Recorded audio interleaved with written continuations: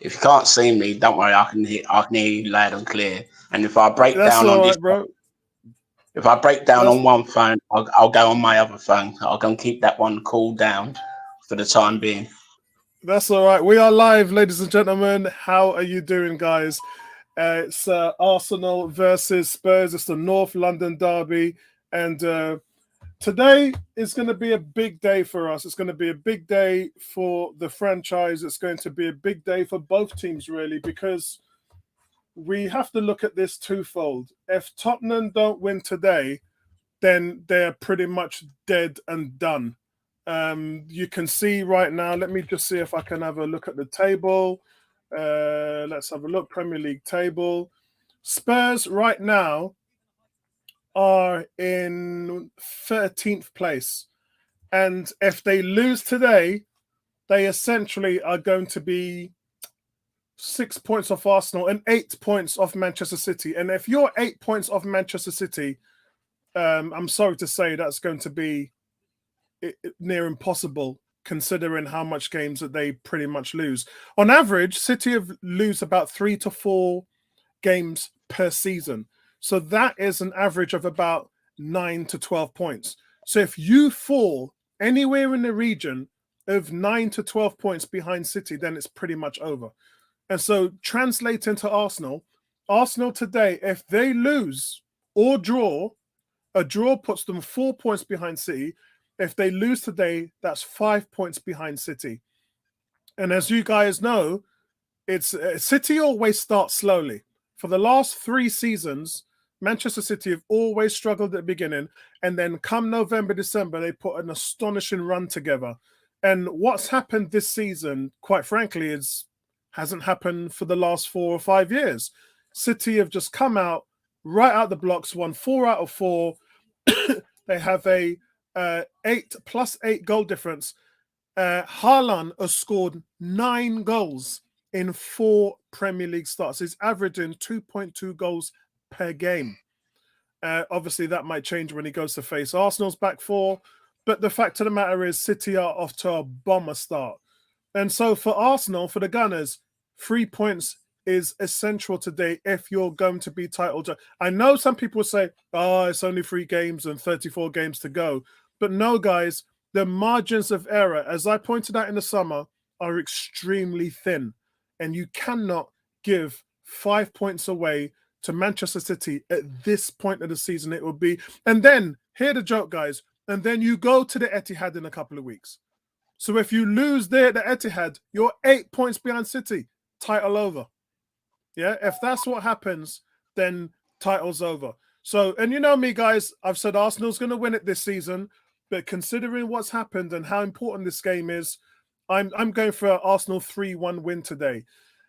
Emerson, what's going on, bro? What's your thoughts about today? And then we'll go into the team sheet.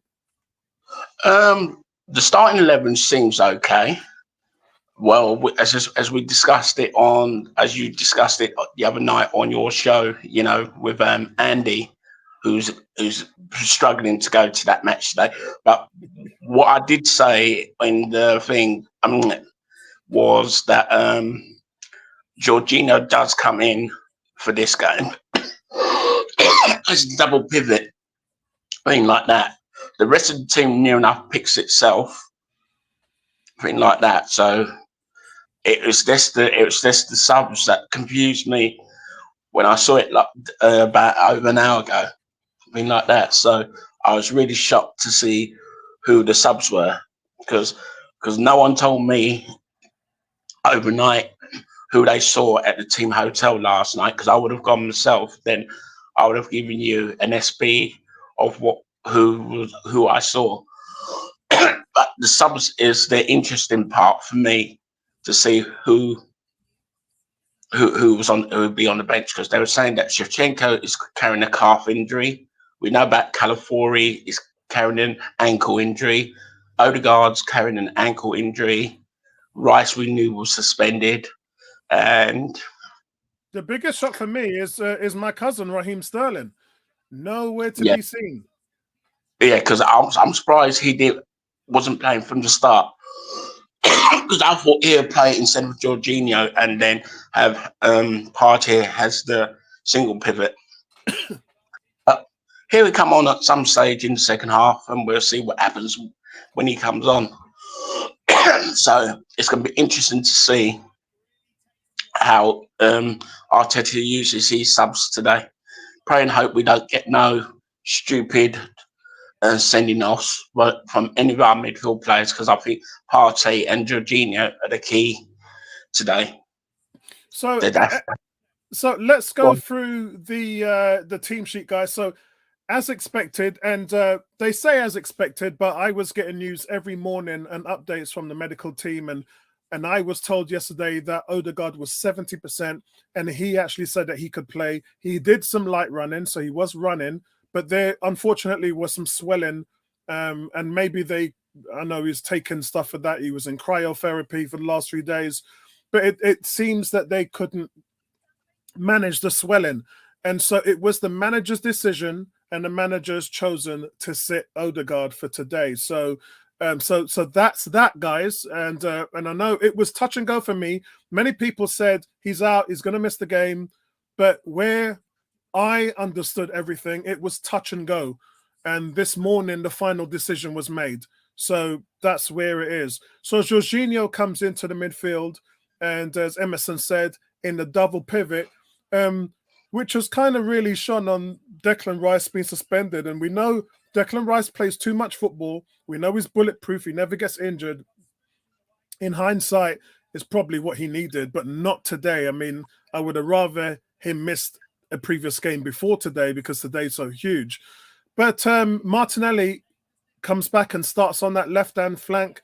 And really, it's Kai Havertz and Leandro Trossard, which is going to supply the spaces for Arsenal for other players to run into and cause a havoc. So Timber, he comes in at left back. Raheem Sterling, he's on the substitute bench. Gabriel Jesus joins him.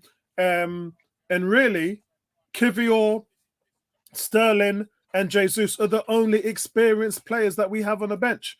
Everyone else, Neto, Kikuri, Heaven, Lewis Skelly, Ranieri, and Kabia is all pretty much inexperienced, all pretty much experienced. And as Emerson pointed out, the fan base must be absolutely fuming. Now, me, myself, personally, I've stayed quiet over the last week because I was listening to the updates.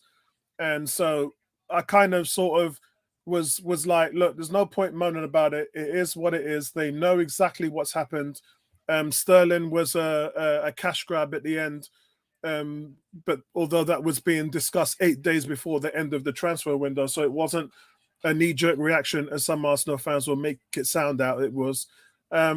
They always had that plan, and I think the plan was they could have gone way higher, but Sterling was a move that brought production, non going over the budget of price, and the money was always there. I was told that was 60 to 80 million freed up funds if the right player came along, and the right player didn't come along. And that's all there was to it. There were situations where players just did not commit themselves, and I'm talking about Nicole Williams. And there were situations where other teams would not drop their asking price, and that was Victor Gyökeres. So the situation just didn't hand itself to Arsenal where they could pull the trigger and get something done. And Raheem Sterling is a brilliant buy for what they've got him for. 100 grand a week, no fees, no loan fees, no down payment, nothing. Just 5.2 million Arsenal's going to be paying on Raheem Sterling this season. Great business. And we don't know what's going to happen next year, but what we do know is if you play him, he can be very productive. And so that's where we are, guys. That's the team sheet. And yeah, let's go to some of you guys' comments on the side. Cam says, let's get rid of the team sheet here. Cam says, I still think that they need a focal point on Havertz. He's been brilliant this season. He's going for 2-0. Dubs, what's going on? Dubs is saying Tottenham's high line will be their downfall. They're too good at defensively, an easy win. Yeah, that's kind of what I've gone for. I've gone for the same tactic that they are going to try a high line against us. It's one of their biggest weaknesses. And not just that, but let's remember, guys, that they are 17th in the Premier League in set pieces. Tottenham are poor. They are very poor at defending set pieces. When Arsenal won 2-0 up there last season, both goals came from set pieces. So really, that's their major weakness, which Arsenal has to try and exploit today. Social Join says, should be a good game for us. Yeah, it should be. If we can keep things tight, the quality's still there. I think that what they're going to try and do in the first half is go with Trossard as the number 10, and then they're going to try and maybe put Havertz in his native position up top. And then if things change, they can always switch it and drop Havertz back and then put Trossard up top. And so there's ways that they can go around this. Social Jones also says 3 or 4 games in, it's not going to decide anything. Well, it probably will if we don't win today and then we lose at City. That's the reality. The reality is if you don't win today and you go to the Etihad and get beat, you're 7 or 8 points behind City already at this stage in the season. So I think that it can be massive implications. What's going on, Victor? I hope everything is well. It says Lounge. The team sheet, actually, first 11's not too bad, bro. I think it's the bench which everybody is getting upset about. And you know, probably they've got a point there, because you can't find yourself a month in the season with lack of options. On top of that, I have to say, Arteta has to walk the walk. You know, he talked the talk and walk the walk. If you go out and say that Ranieri and those guys are good enough, then that means that you need to play them. You know, for 2 years, we've been watching you say the same thing about Smith Rowe, Nelson, and you didn't play them. So if you're coming out, and by all accounts, you know, you took Saka off earlier on this season, fair enough. So you're starting to show different man management skills. So we love that. But what I want to see, if Ranieri plays today, then for me, you've put your money where your mouth is. You've actually shown us that you have faith in these academy players and that you believe that they can facilitate in the first team. So what's your thoughts? The game's about to start, by the way. What's your thoughts, Emerson? Well, just to let you know, the game started from my end, anyway, like that. Okay. Arsenal get the third corner of the match, first corner. With me, the prediction, well, I did my prediction before we came on air.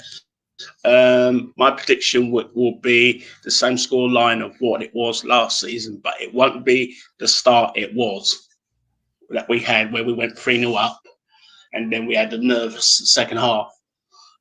So it's going to be won and lost in the second half, I would say, in the last 20 minutes. So I'm back in 3-2. Excellent. I think our defense is going to be able to. I think we're going to be able to handle them defensively today. It's all about, and that's the implementation of Jorginho, which I'll talk about in a second. After talk us through that corner, because Saka's walking up to take the corner for me, Emerson. I'm not even there yet. Yeah, it came to nothing in the end. Right. It came to nothing. That's why I kept quiet. When you hear me go quiet, you know nothing came to it. Right, guys. So let's talk about. Right, here we go. Go on. Right, continue. Right, so guys, let's talk about contextualizing the changes of Arsenal and what they've done today, and it's really this sheet right here. Take a look at this sheet. This is Jorginho against Liverpool. Jorginho, let me just let Lewis in. Lewis has just come in. So let's let Lewis in so he can have his 2 cents on this. So this sheet, guys, is Jorginho against Liverpool last season.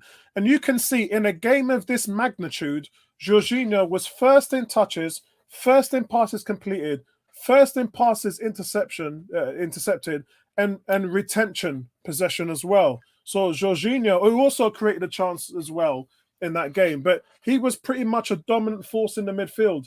And that's what Arsenal are hoping for today. The fact that they have the ability to have Thomas Partey sit in the front four, and then Jorginho slightly in front of him, dictating the pace and the management of the game and the shape of the midfield. That's the hope that Arteta is looking for now. Your thoughts on that, Emerson?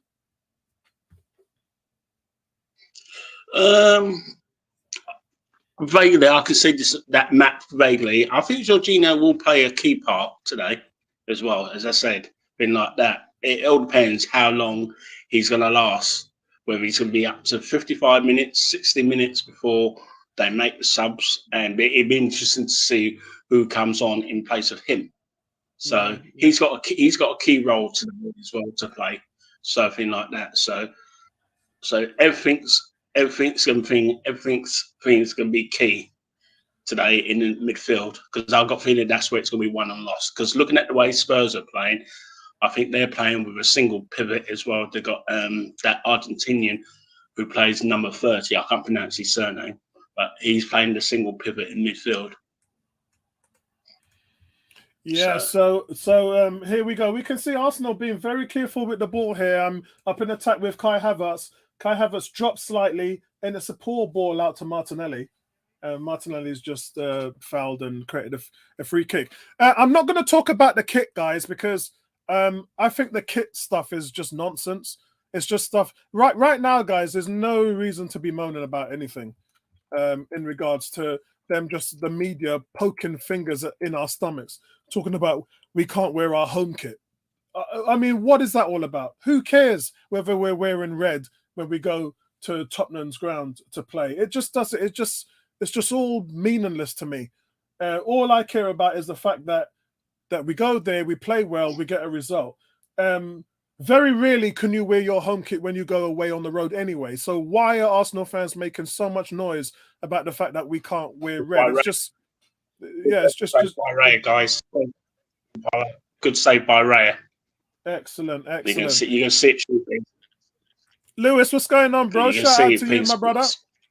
No, I'm all good, man. I just have to quickly munch down lunch. Had a mid-morning game with the little man.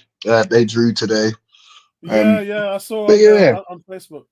What's your thoughts about the team sheet and the bench? I didn't think it would be like a double pivot today. I generally didn't think Arteta would play Jorginho and Partey together.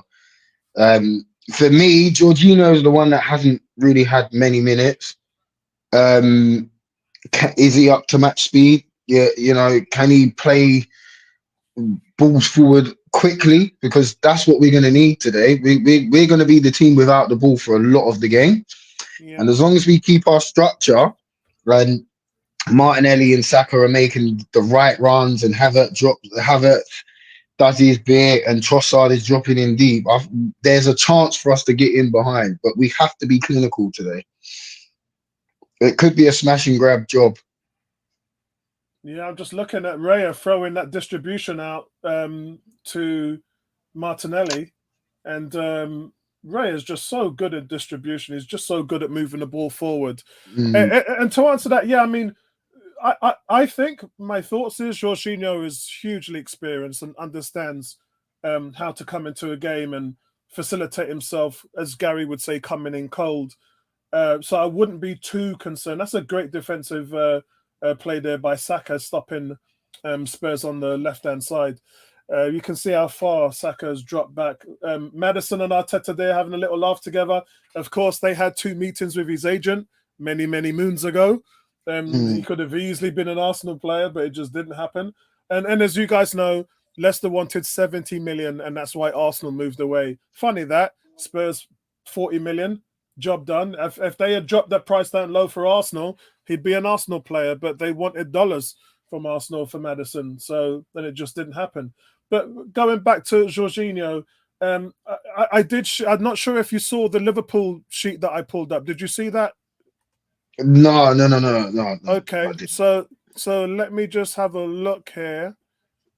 Let's have a look. Here it is. I got it. I'll put it back up here for you. Oh, it's a great save again by Raya. Raya's just made 2 really good saves. It was a back heel as well. Raya, brilliant. Absolutely brilliant. That's two great And saves. well done, Party as well, man, on winning the free kick there. Was it a free kick or was it a throw-in? It's a free It's kick, a I believe. beautiful save. Yeah, it Throwing. is. It is. So Lewis, this is the Jorginho against Liverpool last season, and as you can see here, number one in touches, number one in passes completed, number one in interceptions, number one in possession retained. So he dominated. He got man of the match in that game. I'll try Mm. and blow it up for you a little bit more. No, I But see it. I see it. yeah, but you can see that this is how he facilitates himself into a game of this magnitude. He actually did the same thing when he started against Newcastle.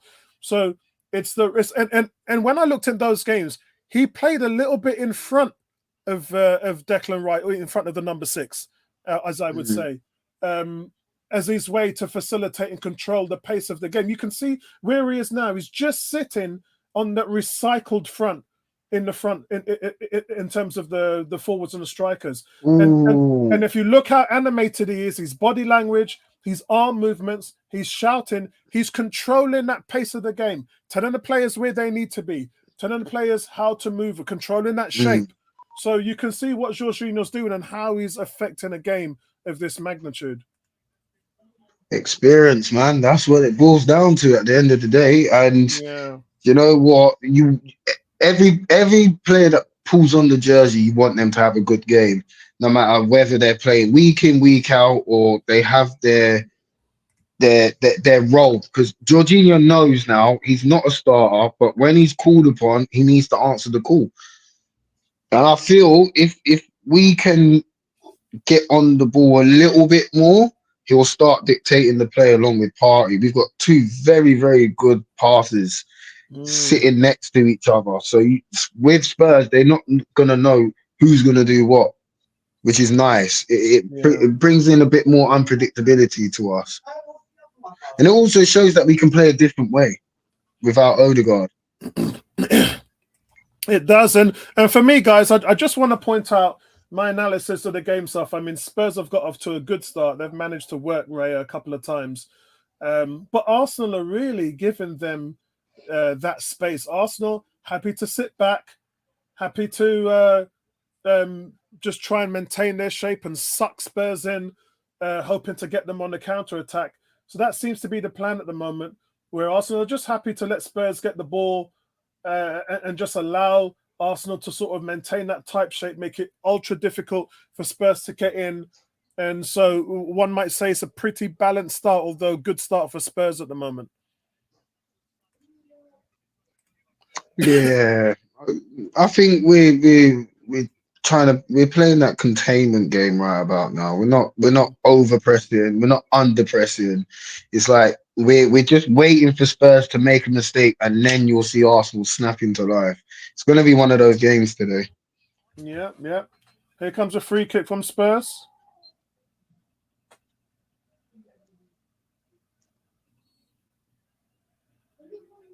Comes to nothing in the end. I've seen that bit. But do you know what, right? You was talking about the kick clash. How comes the shorts don't clash? They both start shorts. Yeah, Isn't that a clash? It's just crazy. It's absolutely crazy. Not that. Do you know what? I didn't like this kit when it first come out, but I love it, man.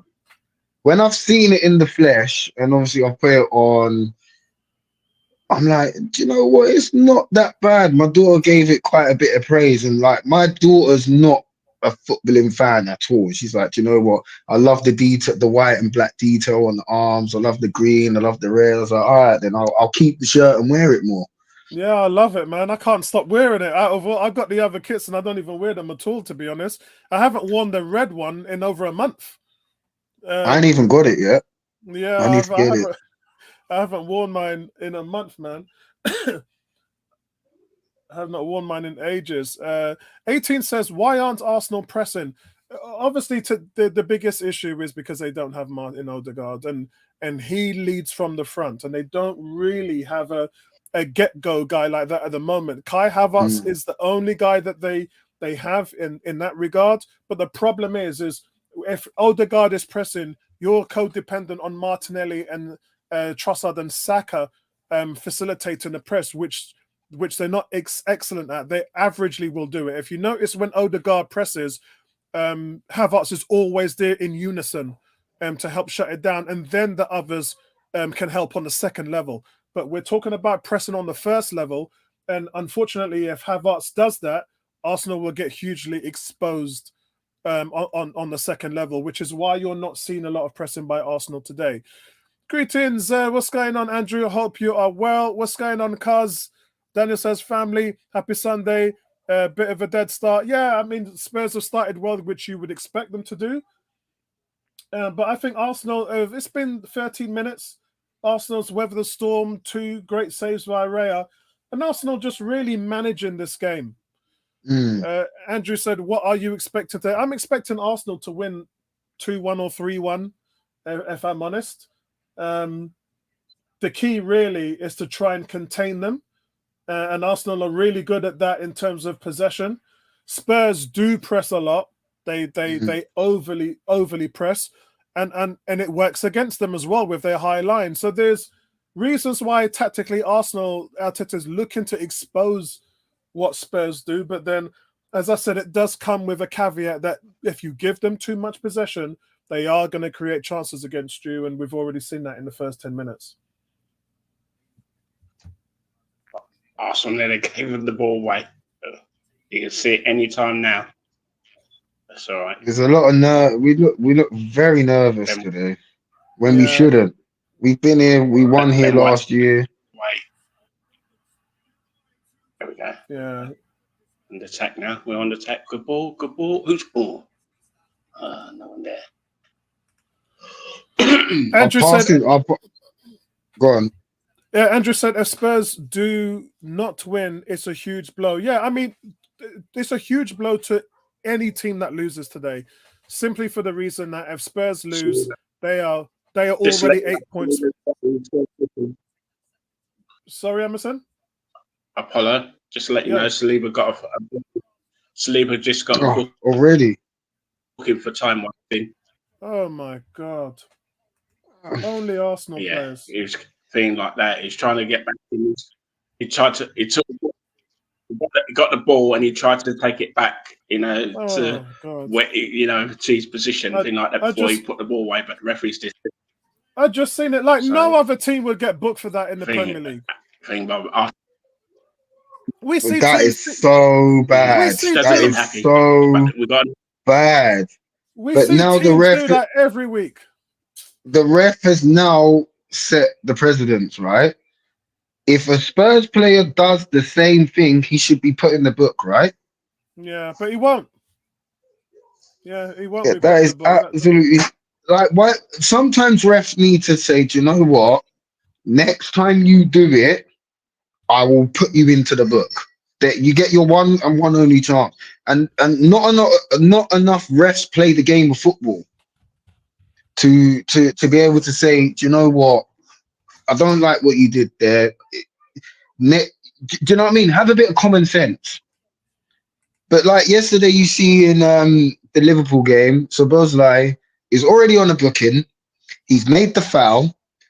He's given away the free kick, which you could arguably deem a second booking, and he's booted the ball halfway across the pitch and got away with it. I think if I'm playing devil's advocate now and adding something balanced to it, I think part of me is saying, so Arteta has seen a couple of our guys get punished for time wasting this season. He would have had that conversation with the players. So one might say, Saliba would have known that Arteta is saying, don't even give them a reason. Don't even give them a reason. So that's the only other thing for me is that would Arteta be happy after seeing what Saliba's done? I know it's frustrating and it's not even a yellow. It's not even close to a yellow card. But the fact that you're giving the referee an option to make, look at this from Arsenal. It's a shot blocked there from close. That's close by Havertz. Very close. No, the chance that Havertz had. You haven't seen this yet. I'm watching it now. That's a beautiful ball in from Trossard. Thing like that thing. Well, the defender and goalkeeper. Well, the defender saved the goalkeeper there. So If what? the thing there, that was in like Havertz. Oh wow, yeah, unbelievable. He didn't get a lot of power on the header as Seen it well, now? but yeah, it was a chance. Yeah, it's a chance. And Andrew says it's important Arsenal do not let the absent Odegaard. Oh, yeah. For me, he's got to go same side rather than a cross goal. He's got to Yeah. generate the power there. Is that handball? No, yeah, the handball rule just changed, then it? The handball rules changed. Last year that would have been a penalty to Arsenal. This year it's different. That would have been a penalty I to wouldn't Arsenal. I wouldn't have asked for a penalty there. Yeah, the rules have changed now. The rules have changed. Hi guys. Yes, Gaza. How you doing, Gary? Gary, how you feeling, bro? Hi, How Gary. you doing? Yeah, I'm all right, man. My son had football today. So 12 o'clock kickoff, innit? Oh, Martinelli. yeah. Emerson, talk us through it, Emerson. Yeah, Martinelli's clean throw. Thing like he side-footed it to the goalkeeper. Saka was the only player that was in the middle where he could have squared it to. But I don't think it would have got to Saka anyway. So it was really Martinelli thing. It was clean throw and then thing like that. He side-footed it to the goalkeeper. Yeah, and look, really, he's got to. So What really minute are you guys on? That's an offer. 19 minutes. I'm not. Yeah, I'm on 19. I'm on 19 minutes wide. Oh my god, yeah, no. Martinelli. Sorry, right, I've just seen it. Martinelli has to square that across the box. Yeah, he's waited too long. He's not good creatively. We know that. Yeah. Yeah. My son had a similar chance to that today, but he was caught on his heels as his teammates broke him through, and he's not. It was like a little cross shot to the back post, I mean, that's and he was only like quarter of a yard away. This game is on moments, right? And those little moments are between you winning a title and you finishing fourth in the Premiership. Yeah. We really have to fine tune the finer details to our attacking play. We need to be ruthless in front of goal. Yeah, Gary, you were saying something? Yeah, I mean that finish is tame at best, even if he doesn't square it. But you've got to make the keeper make a proper save. Yeah. I think the difference is, Lewis. What did you say? No, the difference is there. Lewis would be telling his son to keep his head up and understand what his options are. Martinelli, at the age of 22, still hasn't really got that. Yeah, no, 100%. Yeah, he still hasn't. If he lifts his head up, he can see Saka making that run and square the ball early. And yeah, because I've always said I'm more impressed with the player that makes the pass for the goal than the player scoring the goal. Of course, yeah, because it shows a level of maturity. You've got to square that. That reminds me of Man City away last season. That one golden opportunity you've been working for, you get it, and then the right decision is not made. And this is the reason why, and I'm talking to Gary here, this is the reason why, like, a lot of sports around the world follows American sports, because American sports, with the addition of television entertainment, there was a time when football in England never even used to have players' names on their back. People used to watch the big match and match of the day and didn't even know who they were looking at. And that changed when we decided to copy what America does. Keeper problems there, Apollo? No, it was a foul. It was foul. There's nothing wrong I don't think it was a foul. The ball's there to be won. And then the other thing, he jumps into him, but midget keeper probably can't get up above the oh, come on, Gary, you're always on the keeper, and I know you're a keeper, but sometimes. Hear the joke. That midget keeper thing is he's the number one rated keeper in the league statistically at the moment. So I would take that, Gary. If midget keeper means we got the best goalie, that's a great press, boy. I'm only telling it as a that's joke. a great press there. Joke, guys, relax. Lies, man. Lies. So, I've seen you absolutely bury Raya. Not that a couple of games ago. for making a save when the initial action is those that in front of him that didn't make the tackle in the first place. No. You're talking about Aston Villa. I'm telling you now, no, not that one. It was a home. Yeah. To be fair, like it was straight at him, and it's more of a reaction than anything else. Yeah, the one that was at him and we parried. Yeah. But Gabriel was in front. Arsenal are all over Spurs at the moment, guys. What I was saying with that one, Lewis, is that when that ball comes, I think he tries to catch it. And really, it was too close and too powerful. And that's where he's got to beat it away. So when it's coming, you need to push it away because nothing should fall in that little area. And when it falls back, all right, guys, when Brighton score. We've got to move on if he uses his fist.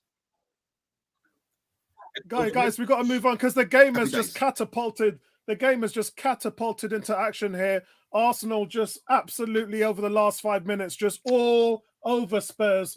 And really, it's the counter press which they've been doing. You can see Arsenal in possession again here. There is 7 white shirts on the end of Arsenal's penalty area, and Arsenal just constantly breaking the press. And the counter attack has been working superbly for Arsenal. Beautiful. Ben White just with his head in his backside there on that move.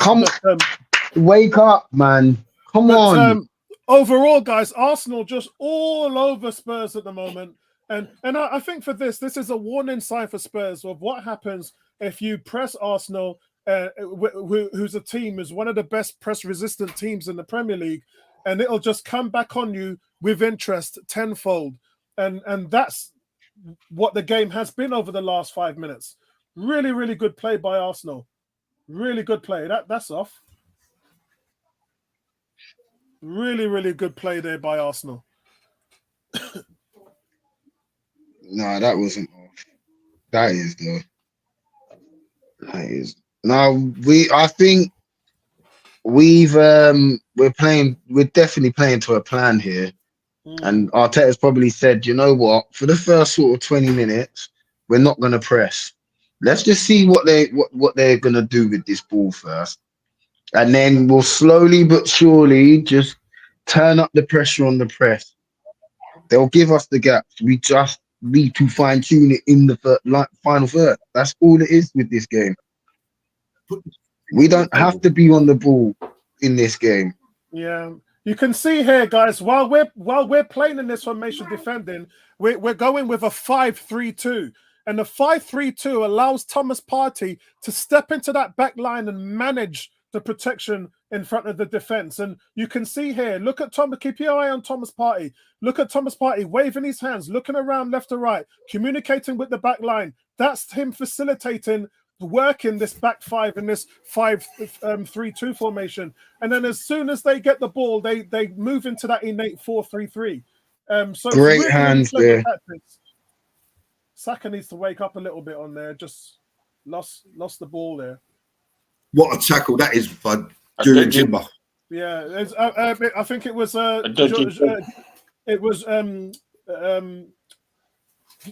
Gabriel. Gabriel made that challenge. It was Gabriel. Yeah.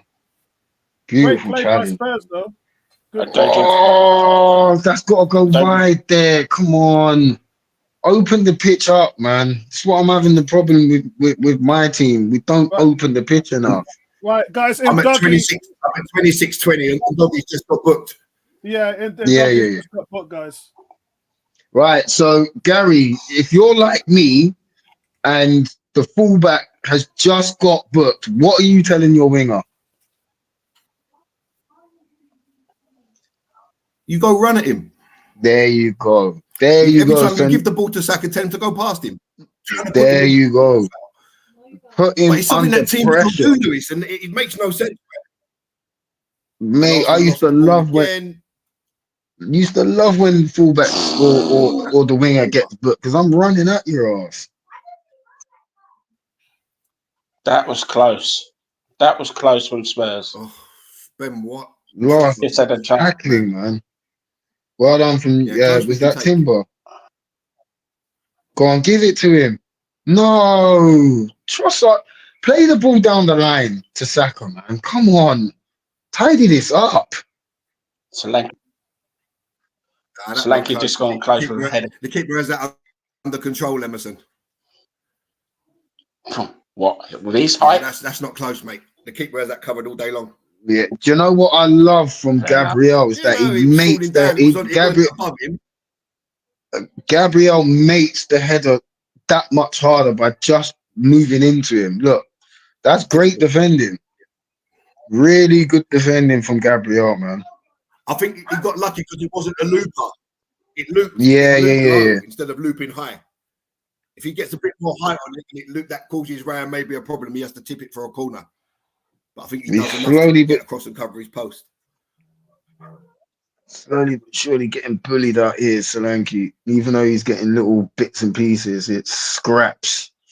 Do you know what I mean? I don't feel, if they got a Harry Kane, you're a little bit more on edge.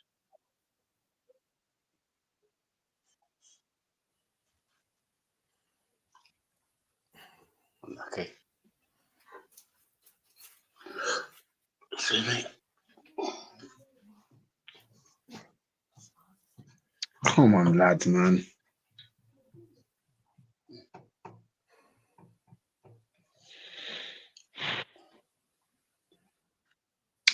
When Ben White decides to take this throw in, there we go. We're back. Oh, wrong way, Trossard. Or Martinelli. It's got to go back to Saka. This has got.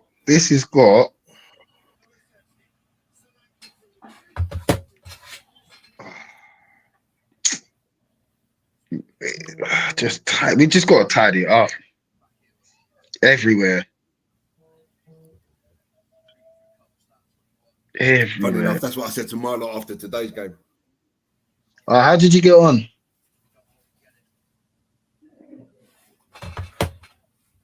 How'd you get on today? Oh. But it was full-size pitch, full-size goals, isn't it? We've gone to 11 aside. Oh, yeah. So you're the age group up from me. Yeah, we still got under 13s, but I mean, yeah, my boy's under 12s, isn't he? But he played in a full-size goal. And he was really good. The other manager was waxing lyrical about him. Lovely to hear, man. Lovely to hear. We barely trained over the summer. He was even claiming crosses. What? He's been listening to Daddy, yes? He was listening to Daddy, yes? Well, it's taking a while to get him. But I think he was as much surprised when it stuck in his gloves as I was. Just silly goals that we gave away, really. You know what I mean? Only goal, and then the other us, we could have done better, but it's a learning curve, so I ain't too despondent. 100%. We kept going to the end. That was the main thing. Right, sorry guys, I just had to take some meds at the moment, so I just want to come in and talk about. Do you know what what's it is? Been happening in the it's something game that the so FA have got to look into because let's take a look at this sheet here. So what's happening in the game so far? Arsenal pretty much allowing Tottenham to dictate the game.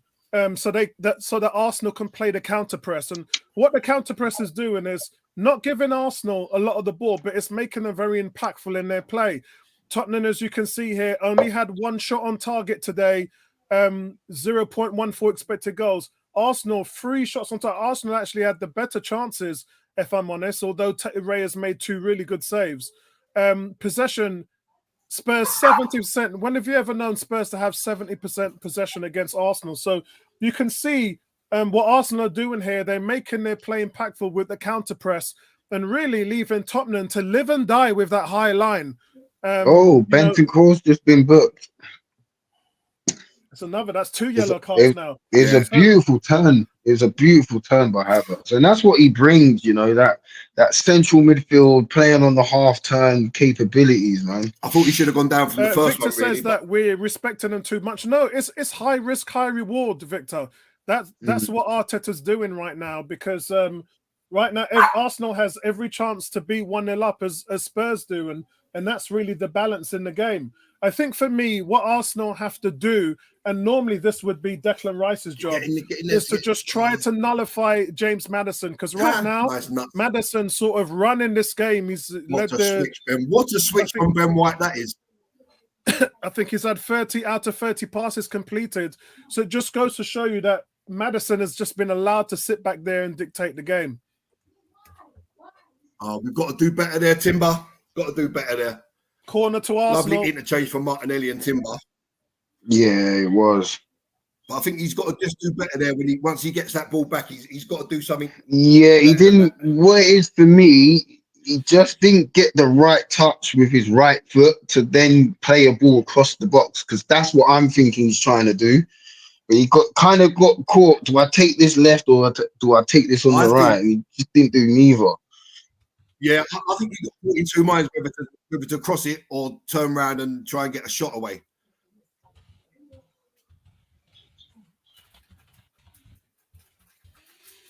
And so we've got a big shout out to Cranky. Big shout out to Cranky. Yeah, look, goalkeeper swamped there on that set piece. Shout out to Cranky, everybody. If you're not subscribed to Bertram's channel, go over and subscribe to Cranky Live, everybody. Absolutely fantastic content, especially if you are into the Reggae Boys and Jamaica. He'll facilitate all of that, as well as the Premier League. Cam says, yes, Cranky. He goes, hey, Apollo, what's happening in the midfield? And Victor says, Apollo, where are the 3 goals that you predicted? Bro, only 33 minutes gone. Only 1/3 of the game has gone, bro. And he says, if you predict is going to come from it if we play like this. Now, the tactics are pretty good, bro. I just explained the advantages and disadvantages of the counter press. Now, I think we've got to understand, guys, the physicality in the midfield and the press without Declan Rice and Odegaard is really affecting us in this game. And that's forcing us to play this way. It's a little bit of a passive way, but as I said, it's high risk, high reward. Arsenal have looked dangerous in this game, but we're just allowing Spurs to get sucked in so that we can get them on the back end. It's kicking off again. It's just kicking off. An Arsenal player got booked, but I'm not sure which one it is as yet. It's just kicked off with all those Spurs and Arsenal players. But this is what Spurs want. This is what Spurs want. They want it to be scrappy. They don't want this game to be as open as it is right now. They're struggling. To me, there's no. But why is he booked Timber? Oh no, because the way Timber's gone in. Yeah. The way Timber's gone in. I'll have to see that. So why is the keeper not getting booked? Yeah, I'll have to see that again. Why is Romero not getting booked? Exactly the same. There's a VAR check as well. Just, you know. Oh my! I'm watching it live. Are they saying Timber went over the top of the ball? Are they saying Timber went over? He looked like he just went over the top of the ball, but he didn't. Has he gone through the ball? Have you seen it, Emerson? Yeah. The referee hasn't said anything as yet on the VAR check. Yeah, it's Porro. But Timber's Porro at the moment. Pedro Porro. Look, just Porro's on the ground holding. Yeah, he's really overplaying this left ankle. Let's have a look. Yeah, let's stay down and make the most of it. Yeah. Nothing. Guys, you know what? That is a that wasn't that's not even a card. Gary and Emerson. Hey, Gary. His foot was on top of the ball. All right, Gary and Emerson. I think you need these. If you look at it, Timber does go over the ankle. His foot was on top of the ball. Gary. Gary, he's rolled his foot. No, what's happened, right? And Apollo, and I kind of understand where you're coming from. Yeah, what Timber's done, he's trying to do the roulette turn here. Look, because he knows he's just trying to put his body in front on top of the ball. His foot's on top of the ball. He's not gone in aggressively, because normally when you do those ones, it's normally more of an aggressive action. But for me, the booking is fine. He's tried That's to do it. Get on with it. do the drag back turn, isn't he? It's not like where he slipped no on need the for- ball. For me, it was a keeper to come in controlled his face. action. Goalkeeper's just got booked. Well done, Yeah, the referee. keeper- So the you keeper are just received a yellow practicing what you. Yeah, you are I'm not even sure practicing that's what a you yellow preach. card. He ain't. It is for the reaction for me. You can't react like that. And the way that he's officiated the game, He's asked for it. you have to be consistent. And so far, the referee has been consistent in the way that he's giving out the yellow cards. We can't complain about it. He's literally saying to the guys, if you don't calm this game, if you turn. And yeah, he's actually hit the ball first. He's actually made contact with the ball first. Yeah, that's what I'm saying, Apollo. He's tried to Garrison, do the little twist turn, and that's what it's the slightest touch. Well done, Havertz. Well done. I don't need them, man. I can see clearly now. Yeah. Oh boy. There's always going to be a game that's played on the edge, no matter what. And the fact that Timber's not afraid to put his foot into a challenge as well is refreshing to see, considering the injury that he's suffered. Because, you know, some players, they'll look at it, they'll be like, no, I don't fancy this. But he's up for it today. Definitely. Right, just manage the game, lads. Just manage the game now. Coming into the last 7 minutes. Ben Cranky has said it's not a foul. He's trying to do a spin. Yeah. But he does make contact with the ball first. You can see he puts the top of his boot on the ball first. And VAR has seen that. And do you know what, Apollo? If he would have run at him, oh, lucky. If he would have made contact with the studs on the leg, you can say, yeah, that's a yellow card. But it was side of the boot. That ain't even damaging, man. And did you see how fast Timber going for the ball as well? Yeah, did you see how fast Timber just grabbed up the goalkeeper? Yeah, he's not having none today. Yeah, Andrew said this game is a test. Get through it without losing them. Serve us well. Yeah, that's right. That's right, guys. I mean, is it me? Go on. Sorry. Yeah, when is Tottenham going away to Tottenham? Going away to Tottenham without your best player and your captain is always going to be a challenge.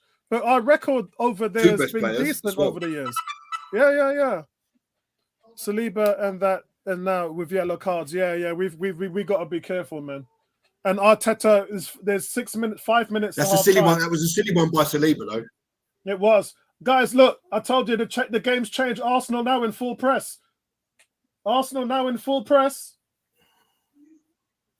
Trossard is just one corner. Done, boys. Well done, boys. I'm loving the game plan right now.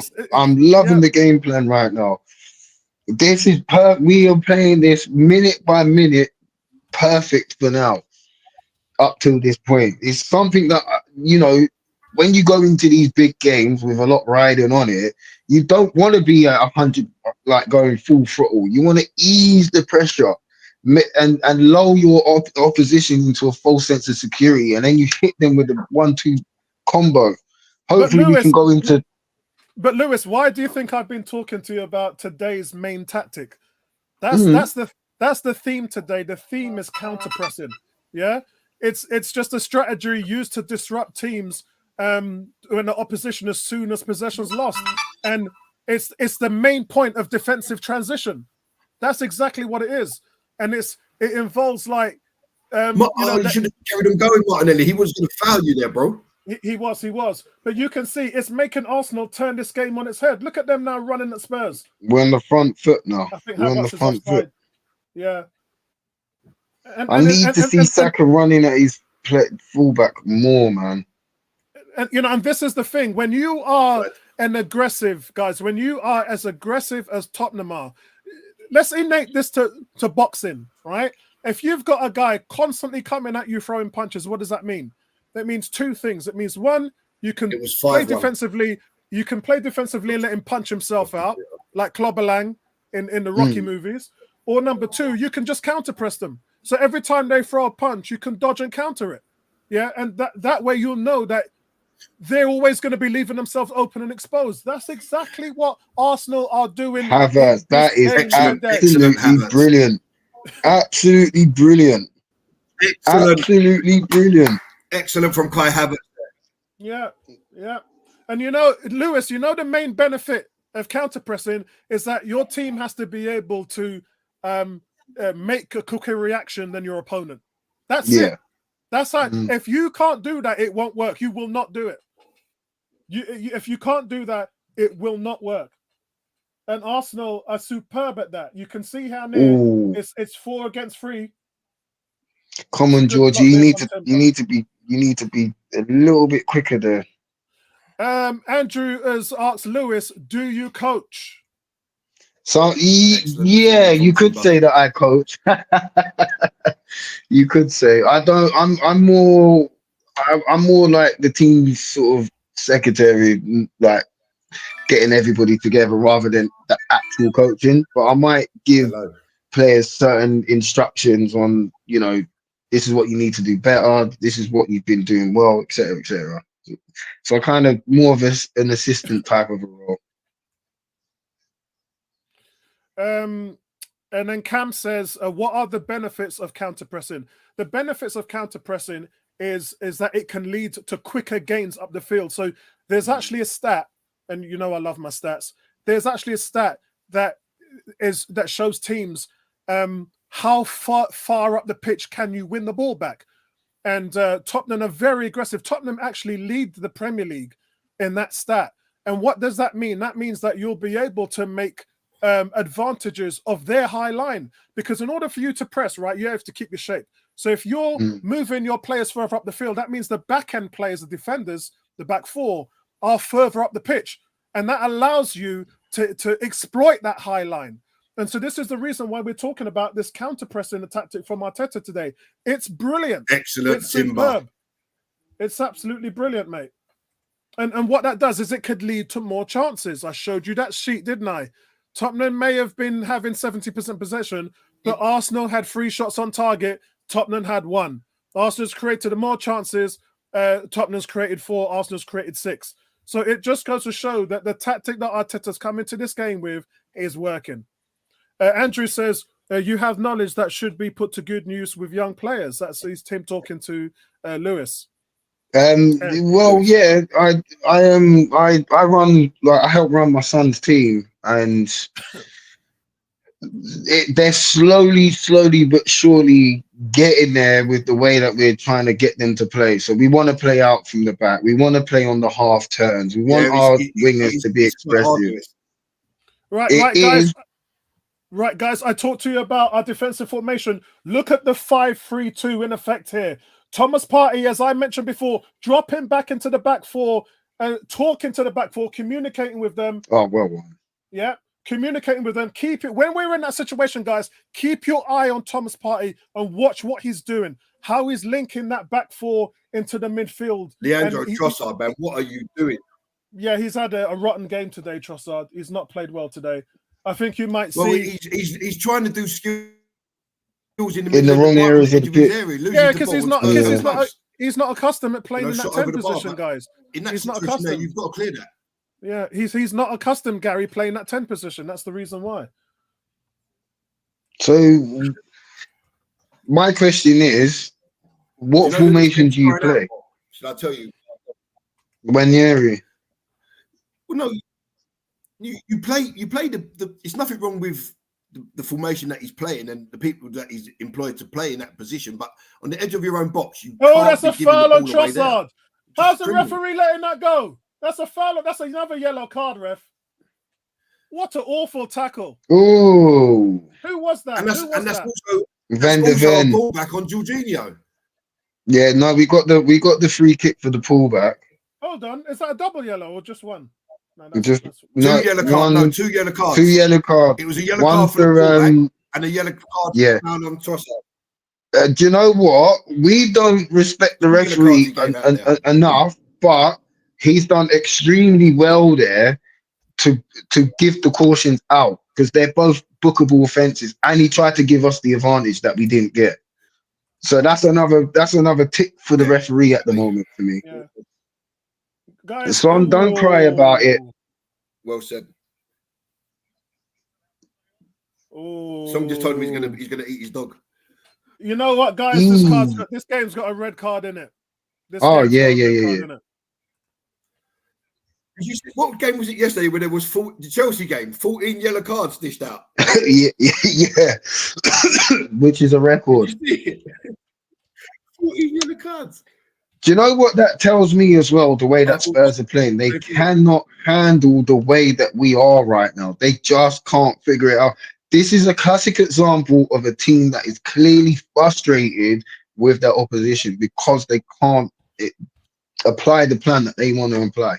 Agreed. It's only a matter of time. I actually think had Mr. Sterling playing, I think Arsenal would have been one up at least. Because the chances that Martinelli had, you've got to think that Sterling's going to make better options. Yeah, I agree. Andrew says too many youngsters focus on the wrong aspects. Technique is by far the most important component. Being comfortable, and again, that's true. And look, when you look at football as a technical sport, it's not that it's considered an average technical sport, right? Football. When you look at something like Formula One, if you look at something like if you look at something like basketball, if you look at like American football, there's a lot of technique into what they do, which is the reason why you find that those sports can't carry average players or players without good techniques. In football, you can tend to carry average players who don't have great technique because they can get by with the physicality, and that's something that you can get by. But yes, technique. There is technique in football. But just whether teams are actually or players are good at it is another level, and we can look at Martinelli for that, right?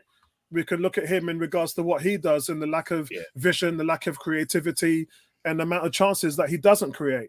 So overall, guys, first half is done. We're going to analyze that for you now. For me, guys, it was a feisty first half. Love to see the balance. We're going to take a look at the stats in a minute. I would have liked to see Saka get a little bit more involved, especially because we know Doggy's got a yellow card. But let's hope that that's something that Arteta talks Doggy's about. always got a rush challenge in him as well. Yeah, he has. You know, let's hope that this is something Arteta talks to them about. But I think overall, guys, there's just been a little bit of lack of quality in Arsenal's play. And that goes to show, and it's Odegaard. That's essentially what it is. It's Odegaard. He brings that much to the table that when you take him out, and we've seen this, guys, we've seen what happens when Odegaard has been substituted, and the massive drop-off of defensive pressing, organization, quality, chances created. We've seen what happens when he comes off. And I think in regards to what Cranky is saying at the moment now, we would like to see Ranieri come on. And I think, and I made this point before, if you're saying that he's good enough to play and he's good enough to be a member of the squad, then show us. Show us what you're seeing in training, Arteta. If you're telling us, you're selling us this, right? Show us. Because there are teams around the world, you know, the Spanish 16-year-old, is it Yamal? There are teams around the world that are given. I remember when Marcus Rashford first came on the scene and Wayne Rooney, both of them were against us, by the way. But I remember when they first came off the scene, Jack Wilshere, Cesc Fabregas, they proved the point. They showed they went over and above the call of duty. How are you gonna know when Yuri is ready for big time if you don't show us? If you don't give him the platform to show, he said, how are you gonna know what you've got in him? And so that's where I'm siding with.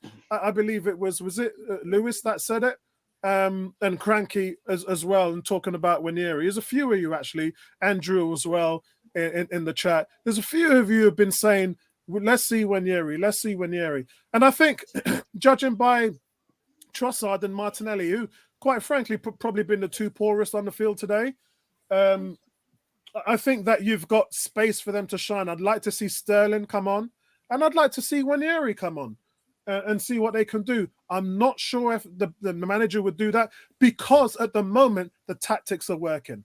So, you know, you'd be very unsure of changing what's working when you're in a game of this magnitude with fine margins.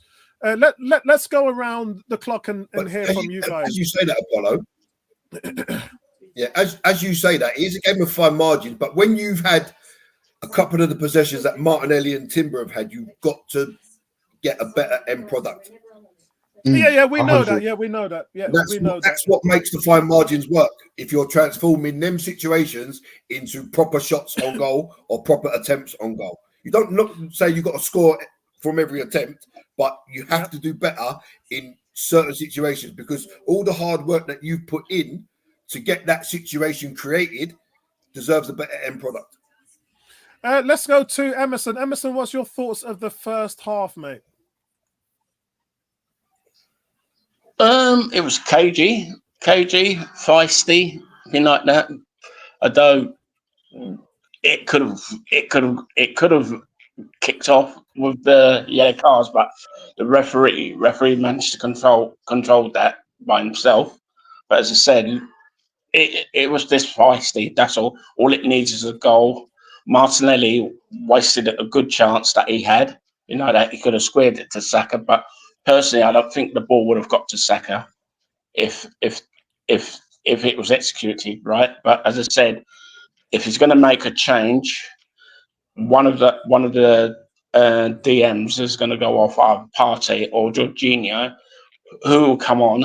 Hopefully, it be Nwaneri, but I can't guarantee it's going to be him. But Sterling should come on at some stage in this second half. I reckon he would come on in after about 65 minutes and see what he can do for Trossard or Martinelli. Because both, as Gary said, both Martinelli and Trossard have had poor games so far. Saka's been quiet as predicted, thing like that. So thing like that. Havertz has not really got the service except for that chance with that header that he had, like that. So thing like that. So we'll just have to wait and see what's going to happen. But I still think what I said to you before we went on it, when we were on air before Lewis and Gary came on, that it's going to be a cagey 3-2. Cranky says, I think That's all I can say. would be. Yeah, Cranky says, I think Ranieri would be more effective than Jorginho. Maybe not Jorginho because he's the one that's the cog in that midfield. And I showed by the Liverpool game and the Everton game he played last year, we got man of the match. He just controls it so well, and we need that in this game if we don't have Rice and Odegaard. But you're right about Sterling, Jesus, for Martinelli and Trossard. I mean, we need something else. I don't know how long you leave it. Do you leave it 15, 20 minutes to make the change? Or do you make the change at half time? It really, as I said, it's difficult to change something that's working so well. And 20-30% of what you're doing is not working. And that obviously is the players that you mentioned in Martinelli and Trossard. And Trossard, I would never be in a rush to take him off because of what he can bring you. Martinelli, on the other hand, yes, take him off. I got no problem with that because I know what I've got in Sterling. I'm not so much in Jesus because Jesus is probably going to be, my frustrations with him. And as I say to Gary, play with his food too much. And I need just something a little bit more clinical. And that's why I probably would leave Trossard on for a bit. But yeah, I agree with that, Cranky. Strongly agree with that. D says we're too strong.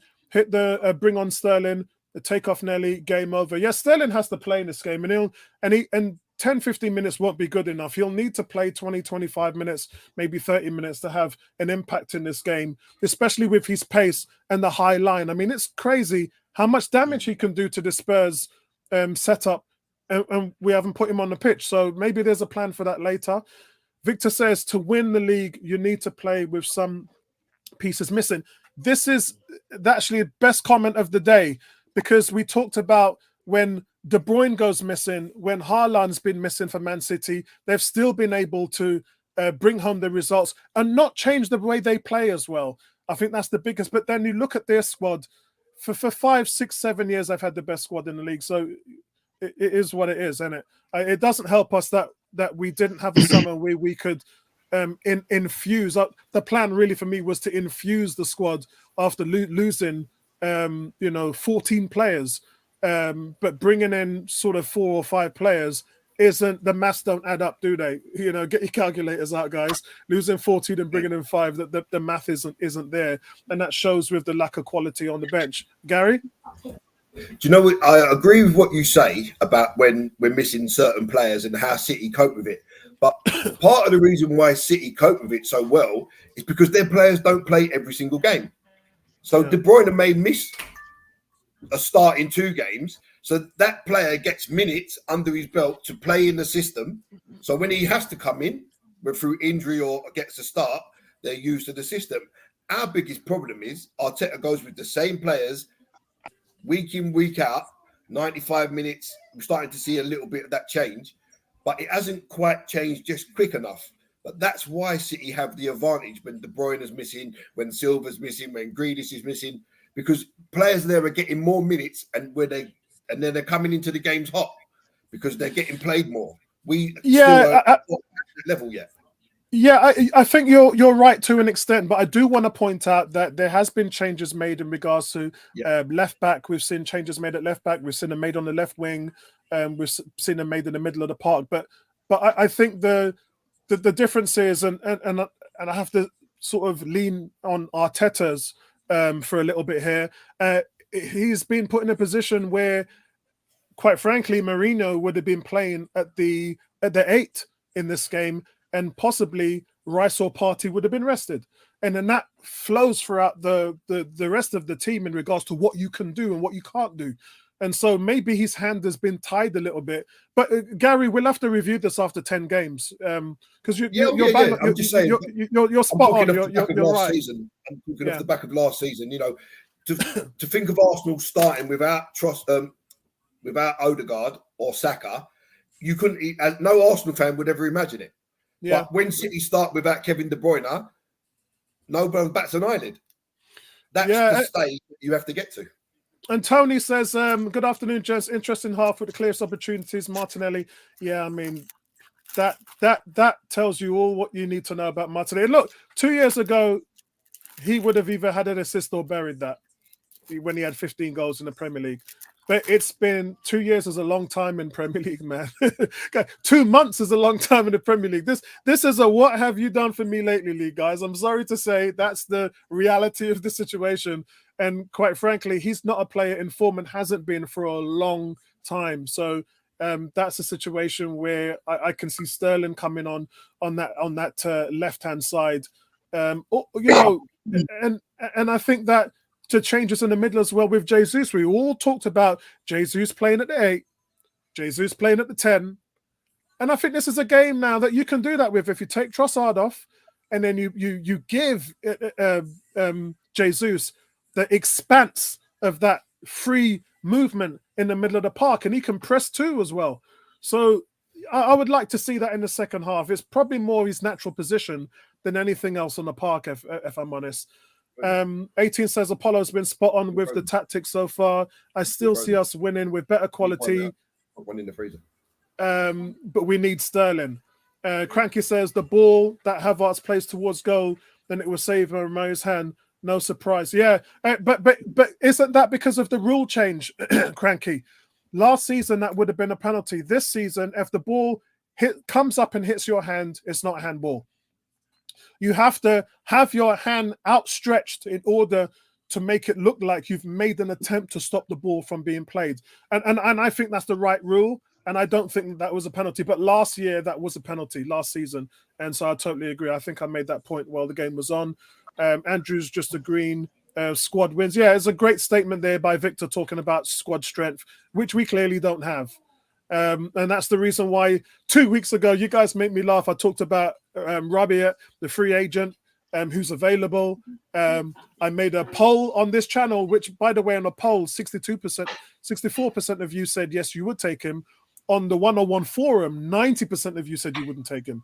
So did you see the madness on that post that I put? Because I posted it to Tony because he was talking about it. And everyone was like in uproar. Someone said to me I should be banned from posting. It was just a message to Tony because he was talking about it. Absolute madness. So let's go to Lewis. Lewis, what was your thoughts on the second half? You mean the first half? First half, yeah, sorry.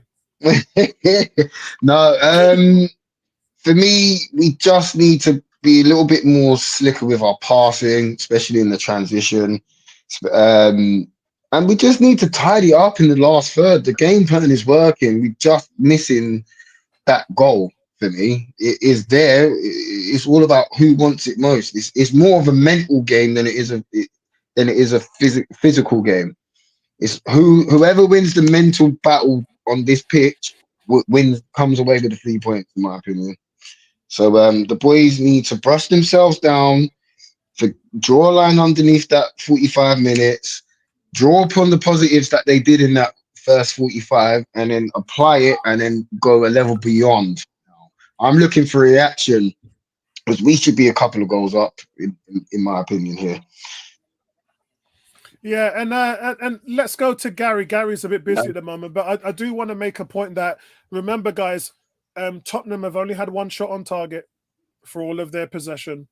I believe that they've had 94 final third passes completed.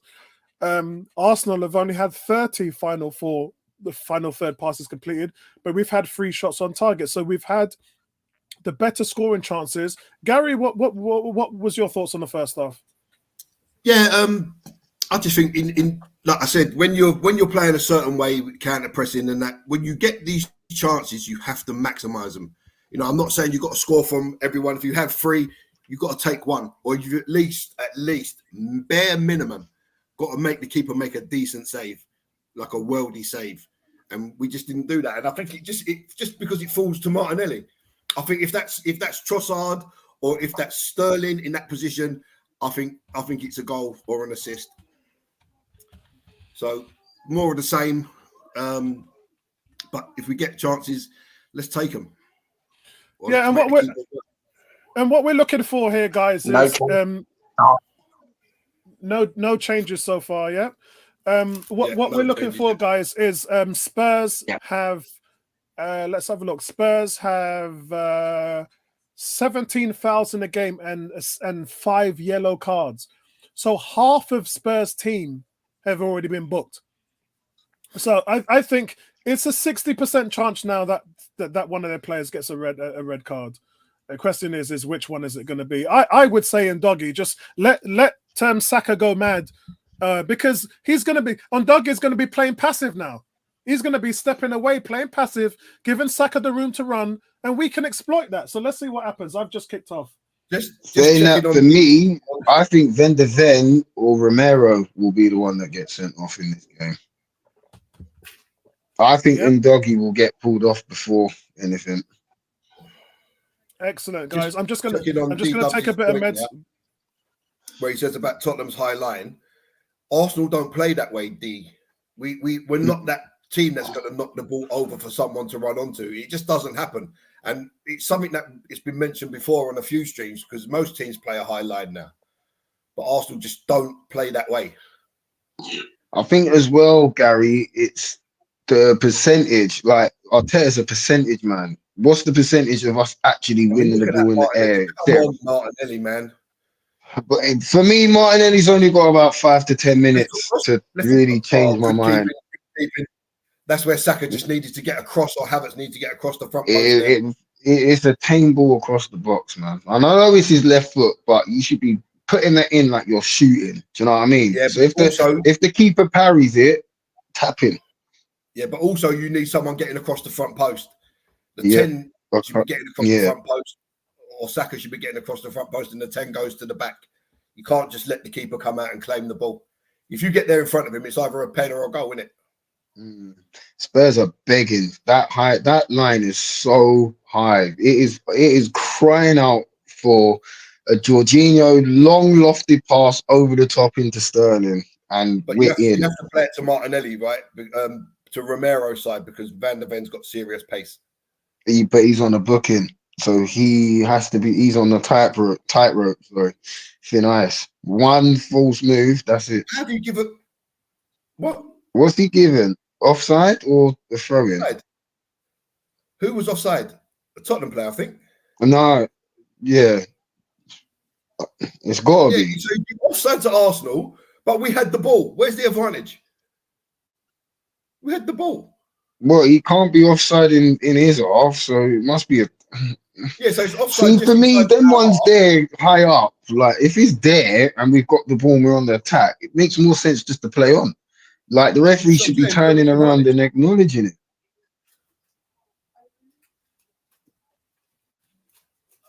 Come on, move this ball quicker. Move it quicker. There we go. Can you turn? Jorginho's just too slow, man. He's got robbed. He's just too slow. And he's looking for the foul. Now that was one of the points that I was saying earlier on, that Jorginho needs to Jorginho needs to be quicker with it. He You know, by the really time he's does, man. touched and got his head up, someone's run past him. He hasn't got the legs. But did Martinelli give the man on? Because as you play that ball, if I'm Martinelli and I can see that he's being put man on to hurry him up. Do you know what I mean? Yeah, I'm back, George. Do you know what I'm saying?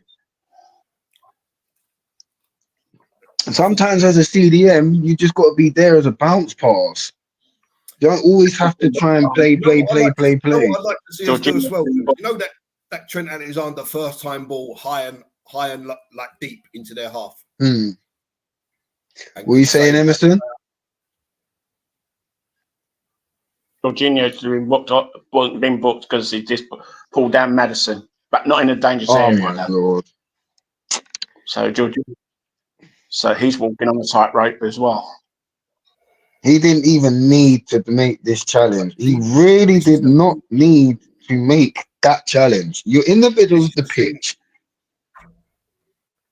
But this is the thing. I get you when want you to. haven't got the leg, you play the game a different way, right?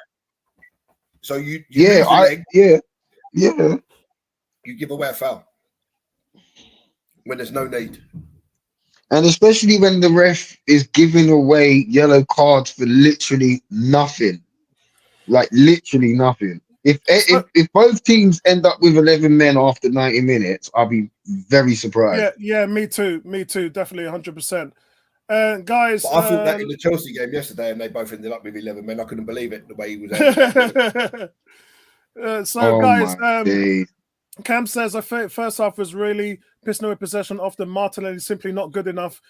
We will get chances this half. Whether we put them away is another matter altogether. Chris says Arsenal started strong, pressing high and creating chances, but Tottenham's defense held. You've got to cut in there, Martinelli. What are you doing? Cranky says, I've already seen my first two changes. Cranky says Jorginho is out of his depth. Age is not his friend. He also says the stats are wrong. No, that's Sky Sports are showing the game, and they're the ones that are providing the stats, Bertram. So here they are again for you, and it clearly does show Arsenal 3 shots on target. This is coming directly from Sky Sports. Yeah. Cam says their crowd are quiet, pissed off. They have 5 players in the book, and they are falling apart when they get to our box. The game is right for Sterling, a Sterling winner. Come on, Arsenal. And then Cranky going talking about Jorginho again. Sorry, go on. Who's our midfield options like that can play 6? I haven't looked at the bench because Jorginho for me needs to come off already. And Martinelli, they're the first 2 changes I'm making in this game if I'm Arteta. So here's the problem. If you take Jorginho off, then you weaken the protection you have in that in that pivot that they're playing. As I said, they're more so playing a 5-3-2, which means Partey's a part of that back line. So if you take Jorginho off, then you've literally lost the only protection you've got in the midfield. And quite frankly, the team will probably fall apart if you take him off. That's how I read how I read it anyway. Oh, Jesus. The only thing that you would do then, Lewis, is then you'd move Partey into that single pivot, and then you'd have to put the 2 protection in front of him. Jesus is probably going to have to be that guy, or Wanyeri. And that would be okay if you had Declan Rice in that front 2, but you don't. So it's honestly, I probably see Jorginho playing the full 90 minutes today. I think it would be He huge. is he's not lasting 90 minutes, Apollo. Yeah, I know. Tottenham are purposely targeting his side of the pitch. If you look at the way the game's playing, it's all being played down the Arsenal left hand side. So the only way, and I'm talking to Cranky as well, the only way that I would do that then, Lewis, is I would then have to oh, this is a tough one because I can't even put Ben White in the double pivot. I would have to drop Havertz back. So I'd drop Havertz back and put him into the midfield and help Thomas Partey in the midfield, and then I'd probably put Jesus up front. It's not the best option. Well, and go with a more natural 9. Well, even then he drops in like a false 9 anyway. Exactly. So you're not really losing much if you make that change. Yeah. But that change might need to come because you see with Jesus, he's a mixed bag. You never know what you're gonna get. You're either gonna get an amazing game where he drops in, he'll sidestep a couple and make things happen, or he has an absolute stinker. And the thing is, his inconsistency is his biggest problem.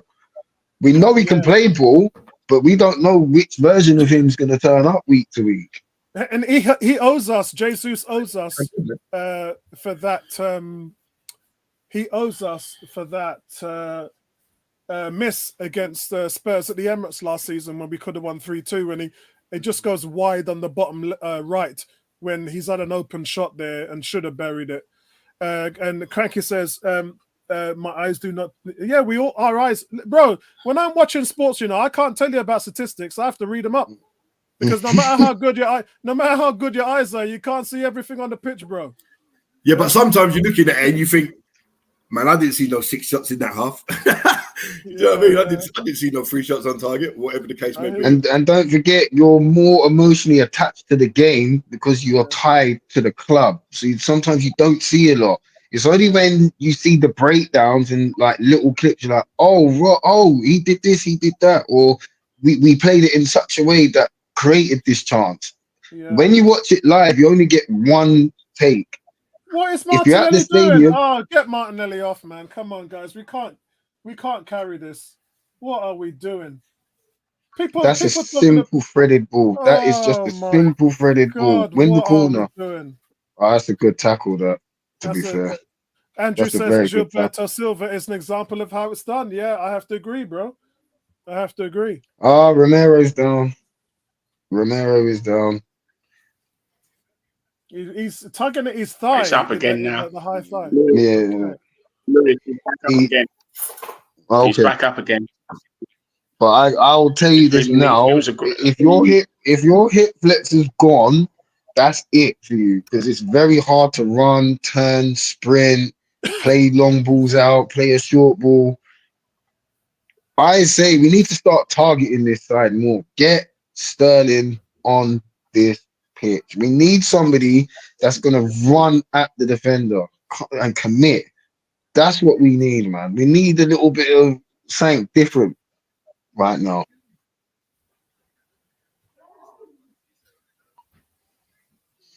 Because Martinelli, for me, should be sitting on the bench next week.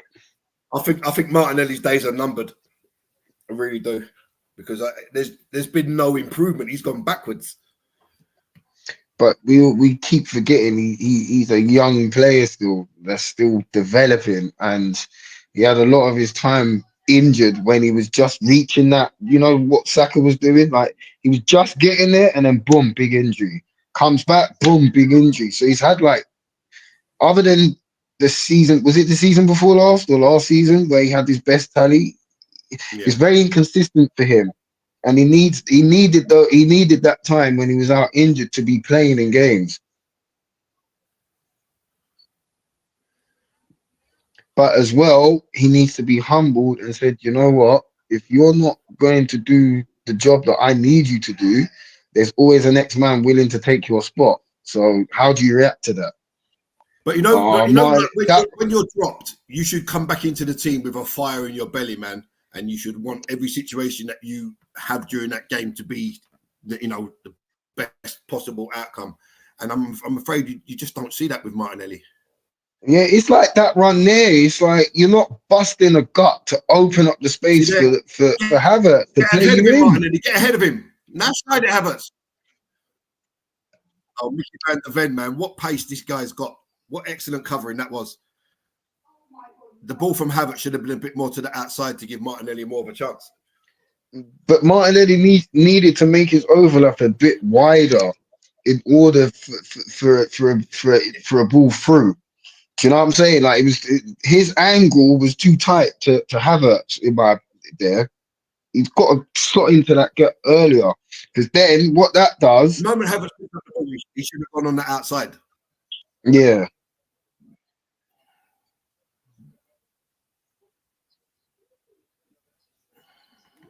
No foul. Well done. Good defending. Good defending. I've been quite impressed with Timber so far. And that's what we call delay. Like, it's what we're teaching the kids. Just delay the action. You don't always have to win the ball to be a good defender. You just got to know how to delay the ball at the right time. Ref, what infringement? I didn't see no infringement. What is going on?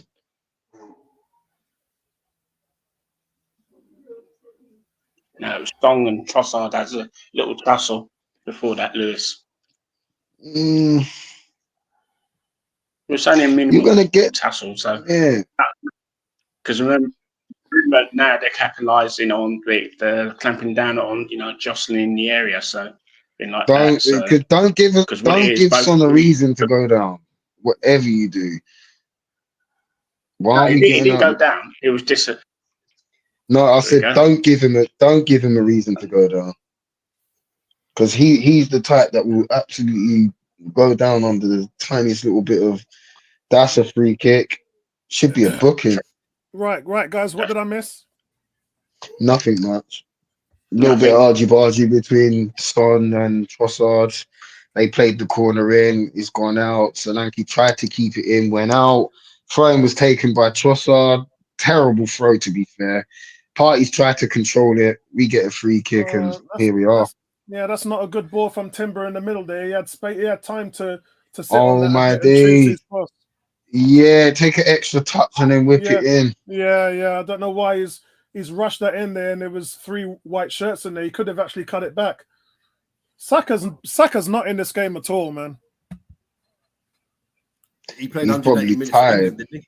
Yeah. No, he didn't play the whole of the second game. And that's unlucky. That was the right option by Timber. He just got it wrong.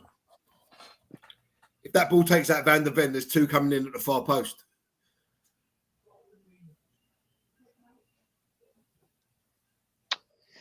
Oh, man. It's going to be a smash and grab.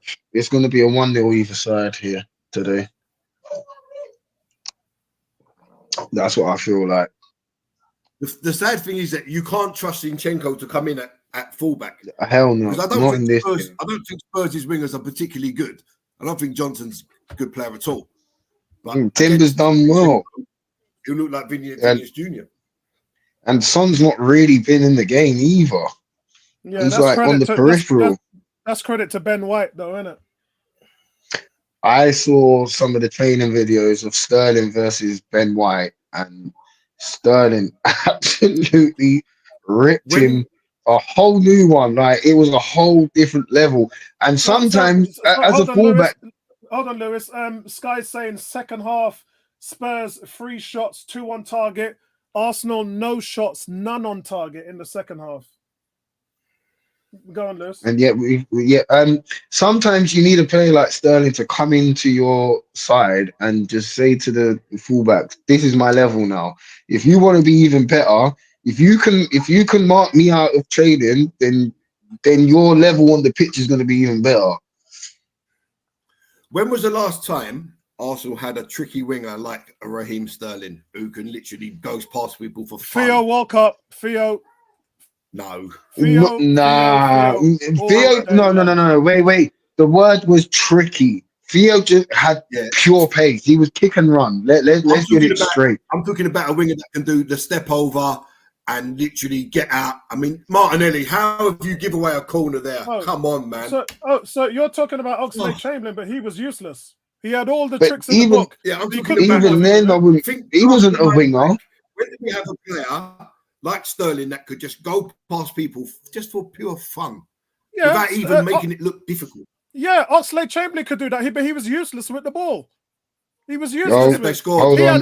He had all the tricks in the book. Spurs have scored. Oh my days. Shit. Wasn't goal. I was making that point that you just made. What about Carlos Vela? Come Emerson, man. Come on, man. You can't put your hand up like someone scored. What the hell, man? No, he's a little delayed. That's why. Go on, Emerson. No, I'll say Carlos Vela. Because I think Cranky was. he had a good. Turn back, Havertz. Carlos Vela had a good opportunity. Go on. Actually, no. In the day. No, Daniel's right. It's Alexis Sanchez. Daniel's correct. Yeah, Sanchez. Yeah. Daniel's correct. 1-0, guys. 1-0. Hey, KBO for the second place. Hey, Come Oh on! my God! Let's go! KBO for a set piece.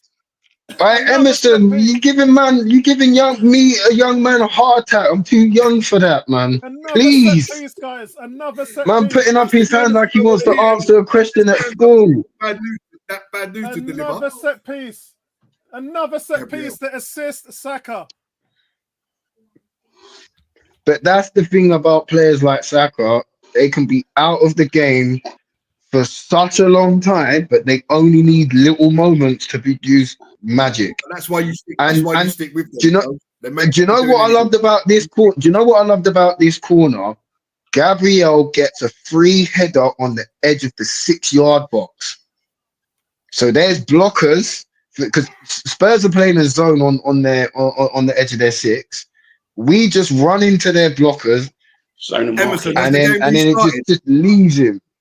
Yeah. As the game restarted. Oh, beautiful! It's 1-0. Yeah. Because there was a little push. No, it's Romero. not enough. If they give that, I don't think it's enough. But you know what I'm saying. We've seen them give them before. It was he was never getting to it, and he was never getting to it. So, but you know when you see them and you think they've not given the goal. I bet they've never. No, it's 1-0 still. The game's just restarted. Yeah. Oh, good man, Emerson. Good man. Watch everyone complain. Watch everybody complain that should have been a free kick. I just heard the commentator say exactly what I just said. There was a two-handed push on Romero. Hold on a minute. Can we rewind back to Newcastle at St. James's Park? We're not allowed to talk about exactly. Yeah, exactly. There you are. Enough said. So that's the one that we get back, yeah? Yeah. Because if anybody wants to talk to me about that goal shouldn't be standing, I'll be running clips of that and saying, why is that not the same? Hush your beak. So, guys, Lewis, regarding the goal, look the way. Go on. Sorry, Emerson. You cut out. Yes, you cut out. I just wanted to talk about the goal. Sorry, Emerson. I'll let you go first, and then I'll talk about the goal. Yeah. What was the point I was trying to make to Lewis? Watch the way Havertz takes two players away during the build-up of that goal. He takes 2 players away. I think he takes Solanke away and one other player. But regarding the push on whoever said there was a, it was Romero. I don't think there was a push at all. I think it was Thomas Partey. Yeah, I don't think it was a push. Yeah, Thomas Partey gets 3 players and bunches them up and gives Gabriel the space. You have to look at that again. It's just a beautiful set piece, man. Yeah. I think it's Sterling time, man. You got to get Martinelli out of this game or Trossard out of this game. Put Martinelli through the front if you're going to come anywhere. No. The way Martinelli's giving away the ball and not taking people on, not for me. Martinelli needs to hold the Gatorade on the bench and think about what he's actually doing. Think about your actions, young man. No, seriously. No, I agree Right. with you. I agree with you. Right, It's like guys, when let they me say to us, let me "Don't feel analyze think that. about your Let me actions." analyze it and go through. So, as I said to Emerson, Thomas Partey is the one that makes this goal. Let me blow this up for you guys here. You can see Thomas Partey. He's holding 3 players, buffing them up here. Saliba is on the ground here in front. Thomas Partey, look at his hand. My mouse is pointing around. He's holding 3 players away Raw from African Gabriel, strength. which gives Gabriel the space to go in and make that header. Thomas Partey is the one who makes this goal for me, guys. Lewis, did you just Can say I what? can I just raw African strength, man? Standards. Raw African strength. Yeah, And not only that, there's fans calling for Thomas Partey not to be in this team. A fit Thomas Partey is one of the first names on the team sheet. I'm sorry. Yeah, he's the one that he ties up those Spurs players and gives Gabriel the freedom to go and get that. Absolutely brilliant from him. Fantastic. And look, Gabriel's been immense defensively today. He's the one that has been leading from the charge. Not heard much from Saliba today. He's been pretty much stay at home. No foul, Jorginho. Just keep your head. Keep your head. But that was it's just so simple and effective, guys. Let's remember we went to Spurs last season at their ground and we scored 2 goals from set pieces there. And today the same things happened. I'm just going to try and find out what's happened to my somebody has just got rid of my connection here. I'm just rebooting. Just too slow, man. The game's playing passing him by. That could have gone. Urian Timber. That is unlucky. There, you're very lucky. You're very lucky. I think that might be another change that we might need to make. You know, as this game goes on, how fit is Urian Timber?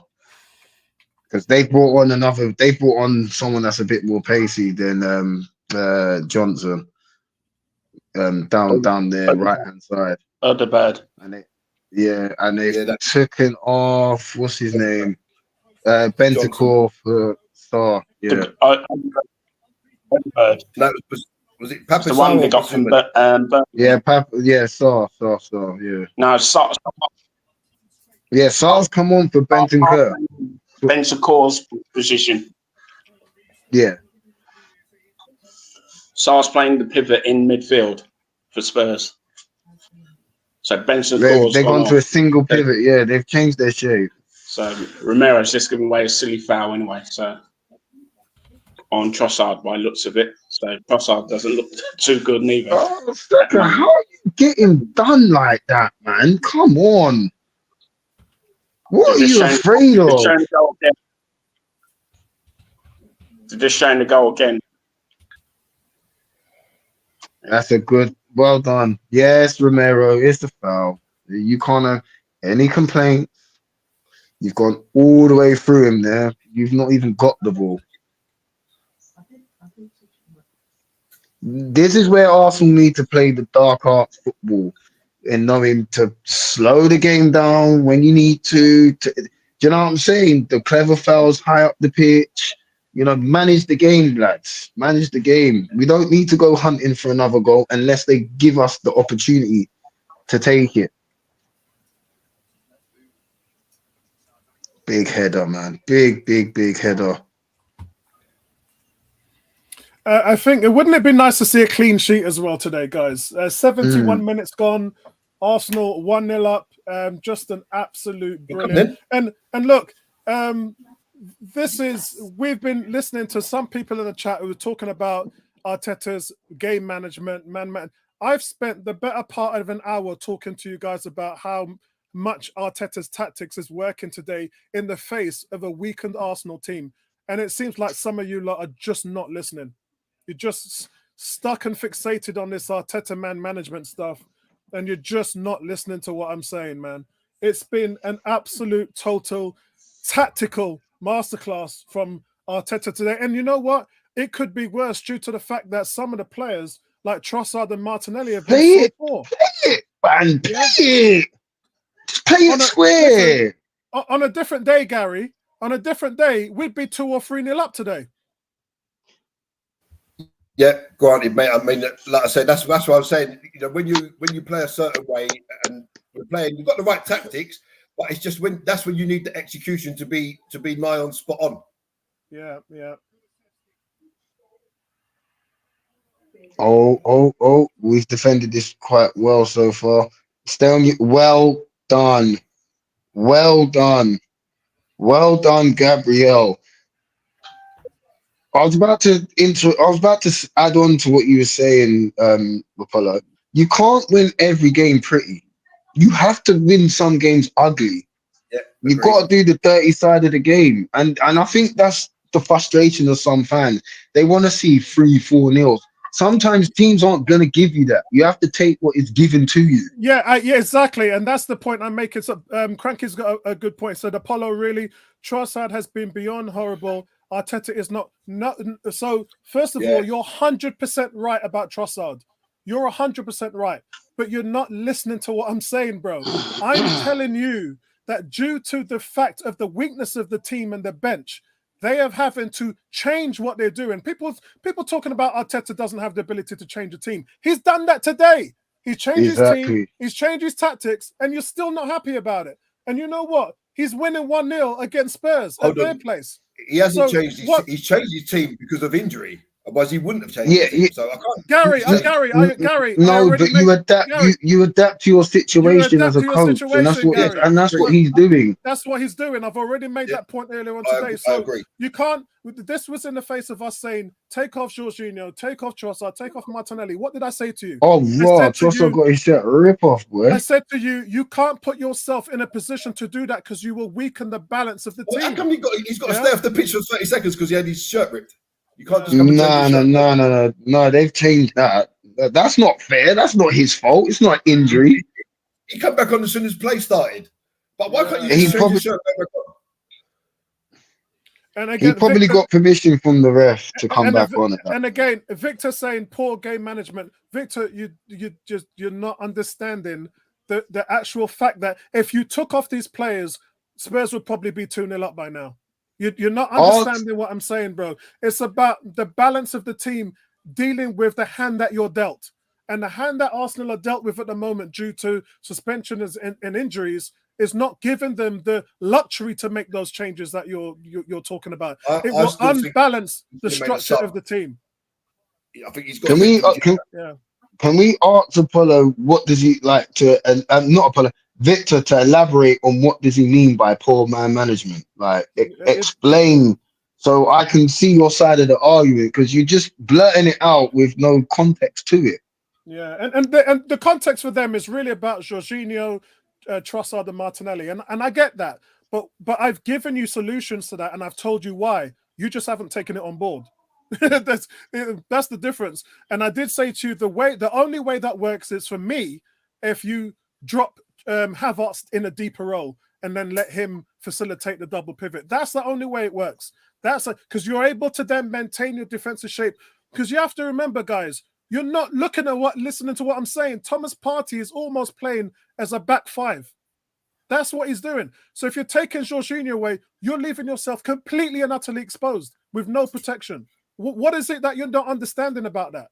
Yeah. So in that regard, the answer for me, because there's always an answer, there's always a way around it regards to dealing with that your hand that dealt. It would be Havertz. And what's happening is at the moment, he is choosing not to do that with Havertz because Havertz is allowing the forward runner space when he's up top. If you drop Havertz into the midfield, you've lost that advantage. Does that make sense? So I'm just giving you the reasons why. Whether it's right or wrong, guys, is down to opinion. But I'm just telling you why he's not doing that.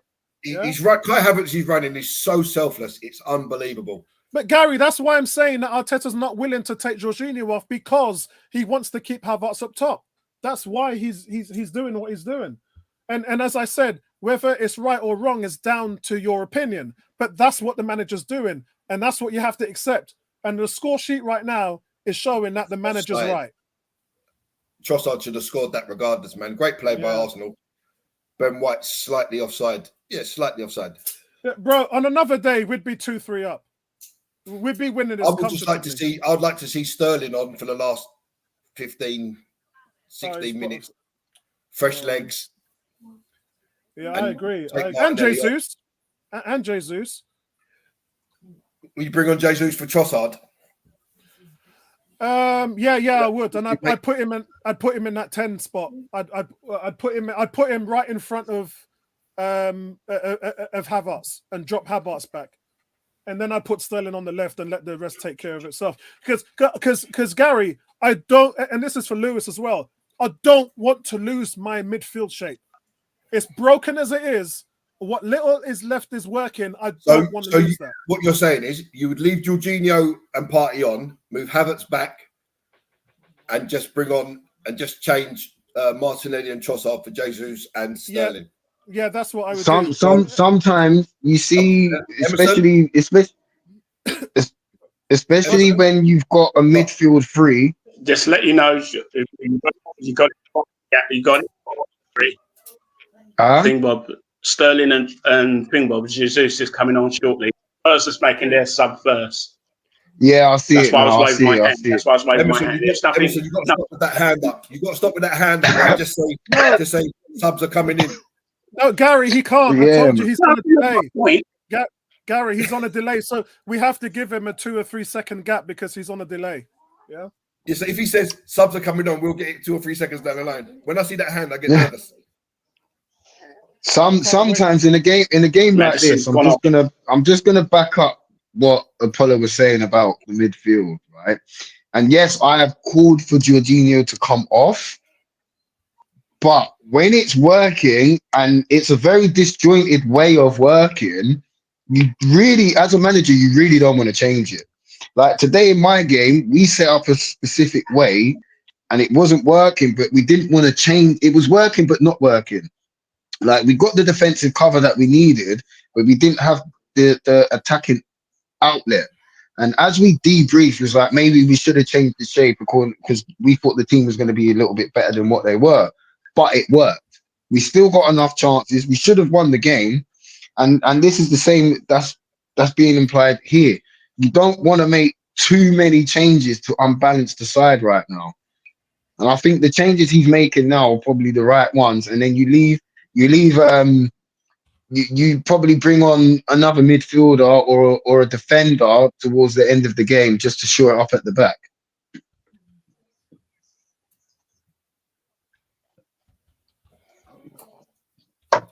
Come on, boys.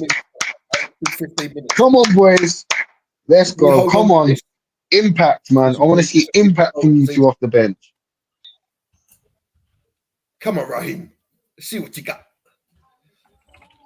Running like a duck.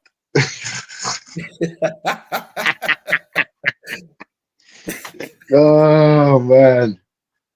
So we've got the official substitutions made. And guys, look, I'm talking to Andy for you, all of you who watched the Arsenal versus Spurs preview, which was well done, brilliantly done by Andy Timber. and Excellent.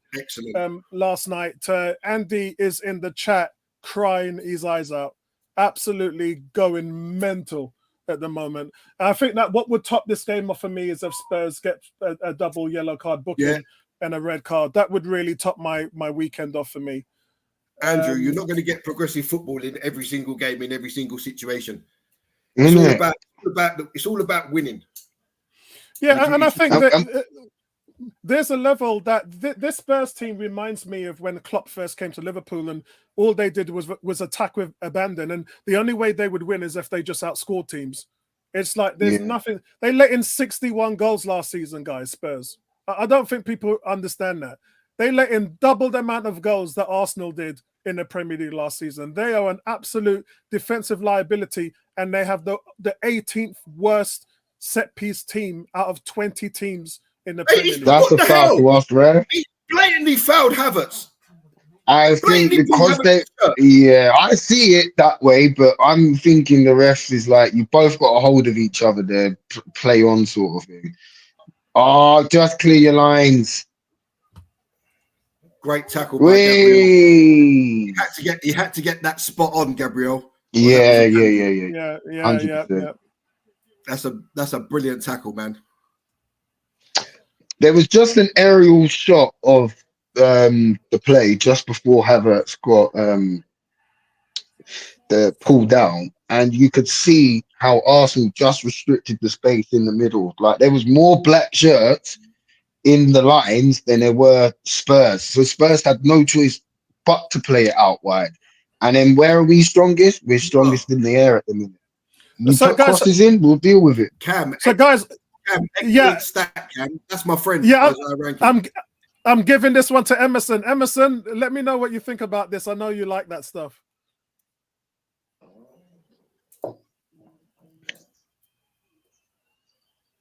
It was at Highbury. I was there. Are you still with us, Emerson? Say that again. I don't think he. Oh, Say that again, Yeah. Paul. I didn't hear that. I was in the play. Yeah, it's a nice Go on. What was the stat. question? It's a nice stat from you. Raheem Sterling becomes the first Arsenal player to make his debut in a North London derby since Isaiah Ramkin in December 1997. Yeah, Isaiah Rankin was my boyhood mate.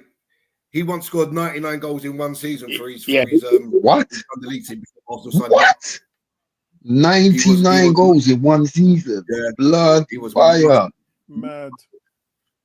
But I was better than him, believe it or not. Yeah. And then you woke up. Then you woke up from your dream. You know what it was? You know what it was with him as a youngster? He used to get so angry when he used to get fouled, right? And he used to start reacting. And I used to say to him, "Just keep your cool, bro." And then he went on, and then Arsenal signed him. And until Wenger come in, he was about to get a 4-year contract. And Wenger come in and signed Anelka. Wenger come in and signed Anelka. And then he got sold to Bristol City for 1.75 million. And then he ended up at Bradford. Saka's down, and he doesn't look happy. It's his knee got Lewis by the looks of it. It looks like it's his knee. So they're showing the overhead thing. They're showing the goal again from the overhead thing. Again. Oh, Saka, man. But it's a good thing we got Raheem Sterling, isn't it? Do you know what it is? We just have to hope that nothing is not serious, because like we've all said it's only a matter of time before this guy breaks. You know, England, Arsenal playing all these minutes.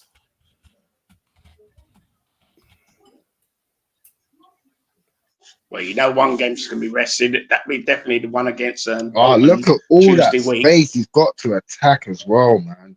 Now where is coming on? Now two Spurs players take each other out. Who? Ranieri. Oi, another player making his debut in the North London derby. Well, I would actually know because he played against Brentford. Emerson, I've got a stat for you. I just realised, yeah. I've got a stat for you. Nwaneri is the second player to make his debut in the North London derby after the first player that was before Isaiah Rankin. No, he played against Brentford, remember, when we was trying to tie him down to a contract. He became the youngest Premier League debutant. Yeah. Forget that stat, Emerson. Forget that stat. Yeah, I was about to say the same thing and then realised he'd already made his debut. Come on, Managerial. Your time. I was getting my Your time. Come on, son. Come on. You've been waiting for this moment. Come on, shine. Love this. And guys, look, you've had your answers. Apollo, read that comment from Cam. Which one? This one? Read that comment from Cam. Scum players spending all day during. Scum players spending all day diving and waving their arms. Absolutely scum behavior from the scum. Nuts. That's them for you. They do it all the time to us. Get up. Lads, don't lose your heads, man. Someone just stand over the ball and then wait for the referee to wave you back, man. Come on, guys. Where you got to play smart. The dark arts football. That's what I want to see from us now. Dark arts football. Start smashing it into the stands, man. We don't just take the 1-0. My head's hurting. Easy. Easy. Nothing stupid. Nothing stupid. No silly fouls. That's it. Go on. That's it, Timber. Brilliant. That's it. That's it. Well done. Wow, Just guys, called this is professionally offside. the tension here, guys. The tension, man. Ooh, the tension. Yeah, Come on, fraction. this would be a huge, massive. Can you imagine Arsenal injury plagued, suspensions, going to Spurs in a London derby game? Unbelievable. This is on the manager, guys. This is on, and it's a shame because some of you are too blinkered to give him credit for it. But if we win this is 100% on the manager. Oh, offside, Havertz. That's unlucky, man.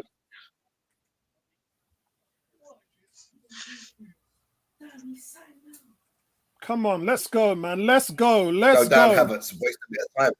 Let's go, man. Let's go. Vincey, what's going on, bro? Yeah, I'm all good, man. How you doing, family? Have you been listening into the stream? Nice to hear from you, Vincey. Yeah, I've been watching the game. Yeah. I've been on the phone, so I had a call. Go I think Spurs have got Romero up front now. They're throwing caution to the wind, Gary. Yeah, he normally does that. Guys, let's have a little bit of quiet for a minute. Guys, let's have a little bit of quiet for a minute. Vincey, can you give us your breakdown of the game? I've been talking to the guys about Arteta's tactics, which have been brilliant today. If Arsenal do win, Arteta's going to get a 10. He's had to carry this tactic without the midfield he's wanted to. It's makeshift. He's had to hold his fort. And quite frankly, I think that Arsenal should be 2 or 3 up. If it wasn't for Martinelli and Trossard's poor performance today. But yeah, let's hear, go on, Raheem. Let's hear your thoughts on this, Vincent. Bang! There was the opportunity, man. You've just done a mark. I think we rode our luck. Martinelli. I think we rode our luck first 20 minutes in that midfield. And these things, at times, it's understandable when you've got new players in there. It's a derby game, and you got to put your body where it hurts. And I think we did it quite well. And getting to half time, yes, we had chances. We should have capitalized on there, but we stuck at it. And there were some shaky moments in defense, but the character in this team you can't question. We are playing at a level of some high belief within ourselves. And, I like the way Timber excellent claim, David Raya, into his derby and played the way he's played. Gabriel, well, we know what he's about, but the guy's a beast at corners. And Saliba, some of the tackles Saliba was doing that first half, last ditch and holding off bodies. It's, the confidence that these guys have is, yes, you've got to 5 minutes added on, guys. As fans, I saw this as a 0-0, the way how the game was going. And they've stuck at it. And, we're going to walk away with hopefully a victory here. And it's, I think it's huge. I think it's nice touch that Ranieri's coming on for Saka. That's why I'm coming on. Because it's like, I never thought I'd see the day that he would get the opportunity, and fair play to Arteta for giving him that chance. And yeah, I'm just really pleased. Punch it in, punch the pass in there, punch it in. You know what I mean? Slack, man. And Andrew said, who thought Nottingham Forest would beat Liverpool at Anfield? And 18 says, Sterling ran past 2 defenders there. You might have missed it. All day, man. All day. See, so this is where the Jorginho party combination comes into key, because you need someone who's going to play keep ball now. You cannot have Spurs have this possession. You can't have them have this possession. You can't give Spurs the ball at this point in the game. Is Cranky live as well? I don't know if he's live, but he's in the chat. Oh, okay. Oh, they put up the wrong Gabriel was the bloody man of the match, guy. Come on, man. Come on, really. I will say this thing, though. That chance that Martinelli had in that first half where he got the ball and he took that shot. all I was thinking of was as like I was hearing Gary and Tony in my ears, even though I wasn't watching the stream. I was like, you're not helping yourself. You're not helping yourself. Mad. Well done, Timber. Safe hands, David Ray. I love it. Oh, do you know what, man? Slightly slower, and Timber gives away a penalty. That But then, he didn't really he's had a massive game. He's had a huge game. 100%, man. Like for having such a Yeah. serious knee injury Yeah. to come back to play in a game of this intensity, ferocity, he's held his own, man. Yeah. He's held his own, and he's going to get a quite a high rating for me today. As is that guy in the picture.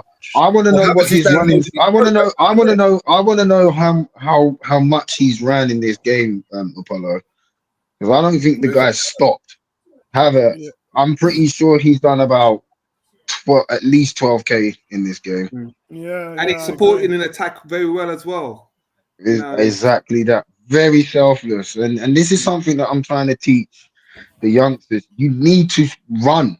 If you don't run as a team, you ain't gonna get the ball. If you don't get the ball and own the ball, oh,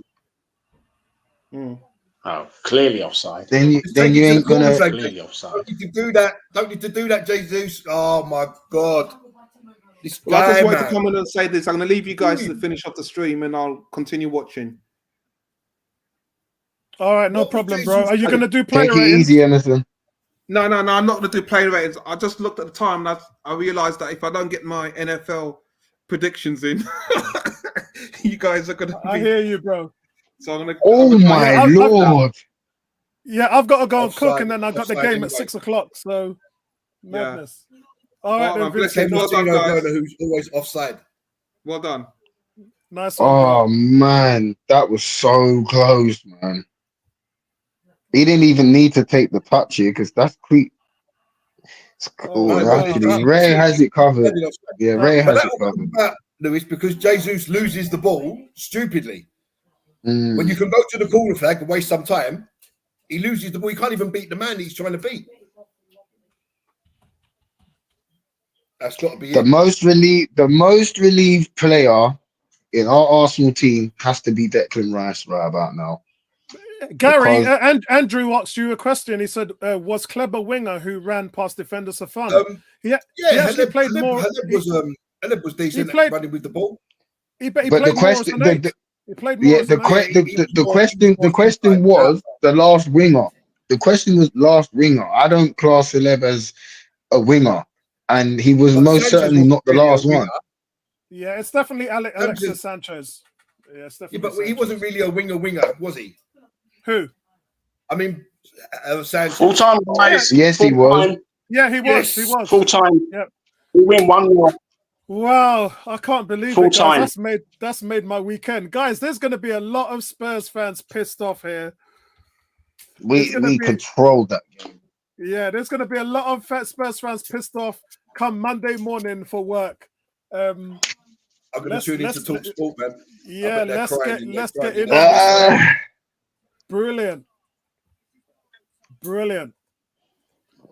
Brilliant, guys. Absolutely brilliant, fantastic, guys. So really, guys, and this is something I've been on all week. So a lot of you would have realized that I've been a little bit quiet in the forum this week. Gary and Lewis and the guys in our podcast forum had a little bit of a laugh because I said to them, I've stayed away from the negativity looking into this game because there's no Odegaard, there's no Rice, and everyone's talking about the squad and blah, blah, blah, blah, blah. So I came out and I said, if you are going to be title winning contenders like Man City, then you got to deal with it. Don't make up excuses. Talk about the things you need to do to win and stop moaning about the things that can cause you to lose. And unfortunately, the majority of our fan base chose the latter. I chose the former, which is to talk about the things we can do, the changes, the fact that we can have the option to start Trossard and Jorginho, where was Havertz going to play? Was dropping Havertz away from that striker number 9 spot the right thing to do? Was it the wrong thing to do? I actually also said in the middle of the stream to you guys that Jorginho's going to play the full 90 minutes. And the reason why I said that is because, and I made the point to Cranky as well, is because when you have a setup to work, you cannot go away from it. Because if you move that imbalance, it capitulates like a pack of cards. And so that's why I made the statement. Lo and behold, Jorginho plays the full 90 minutes. But that's what it needed to do, because the fact that Partey was playing in a back 5, if you got rid of Jorginho, then I said this before, but none of you lot came up with a solution. Where would the protection be in the midfield? You would completely get overran, and it would blow up the tactic that is actually what made us win this game. It would destroy that tactic. So none of you came back with anything on that, and it's simply because of why we won this game. We won this game because of the tactic that man Mikel Arteta implemented. And you might be talking about what was right, what was wrong, but what I'd like to see is you be humble enough to come out and say that. Yeah, because that's the reality of having a balanced view, right? Let's go to Emerson. Emerson, what was your thoughts of the day? And then we'll go into player ratings. As I said, it was a cagey first half, thing like that. So it was near enough same again in the second half, and it was just one bit of genius set play that got the goal, thing like that. So I'm just watching all the Arsenal fans celebrating at White Hart Lane. There's a certain person that's in the screen. That thing is, but he's gone off now. So thing like that. But regarding the game itself, as I said, it was just one bit of genius, and as I said, a set play done it, and I think the set piece coach, a thing like that, was happy for it, like that. So good win for Arsenal. And hopefully we get another good win on Thursday against Atalanta, and then it builds us up for the Man City game next Sunday, of which I'm sure you're going to do another watch along for that one. But as I said, like that, so it was. It wasn't a classic North London. Is Atlanta home or away this week? No, it's away in Bergamo. Away. All right, yeah. So we'll be doing a watch along for that. Thursday. Yes, isn't that game Wednesday? The only reason why it's on is it a Thursday night game? It's Thursday, Lewis. Yeah, the Champions League this season is over Tuesdays, Wednesdays, and Thursdays. That is absolute, and I'll leave it as that. Anyways, we move. Well, as I said, Joe, I think most of the Italian teams are playing at home on Wednesday, so that's the reason why. Well, it was like playing at Europa League, and you got that Conference League on the third. It was like playing at home today, isn't it? This is our back garden, isn't it? Yeah, We just a little kickabout with the lads. Oh man. Right, okay. Lewis, what was your thoughts about today? And we'll go with Gary, and then we'll go into the player ratings. I did say midway through the first half that it will be a smash and grab, and that is how Arteta set us up. It was never gonna. You could see that on the balance of play. It wasn't going to be anything in open play. It was going to be a set piece that undone everything. And lo and behold, we get the set piece. And then after that, it was just textbook perfect tactics from the manager.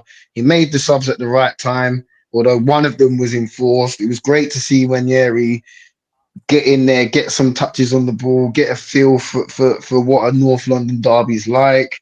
Urin Timber, he needs a bit of praise for someone that's been out for so long.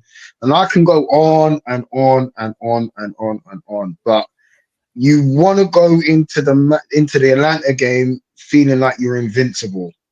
Right? That win is so important, especially when you haven't got your captain, the guy that sets the press out. Yeah, your key to the lock is not there. Very hard to do anything without him. We found a way today to win without Odegaard. And that will send a message out to the rest of the players that the squad is going to be needed this season if we want to go on and win something.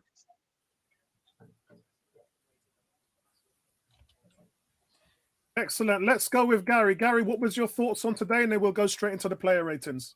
I think Arteta got it bang on right with the tactics. The only thing I could say, I would have removed Martinelli and Trossard maybe a little bit earlier, like 5 or 10 minutes earlier. But you know, that's nitpicking of the highest order, to be honest.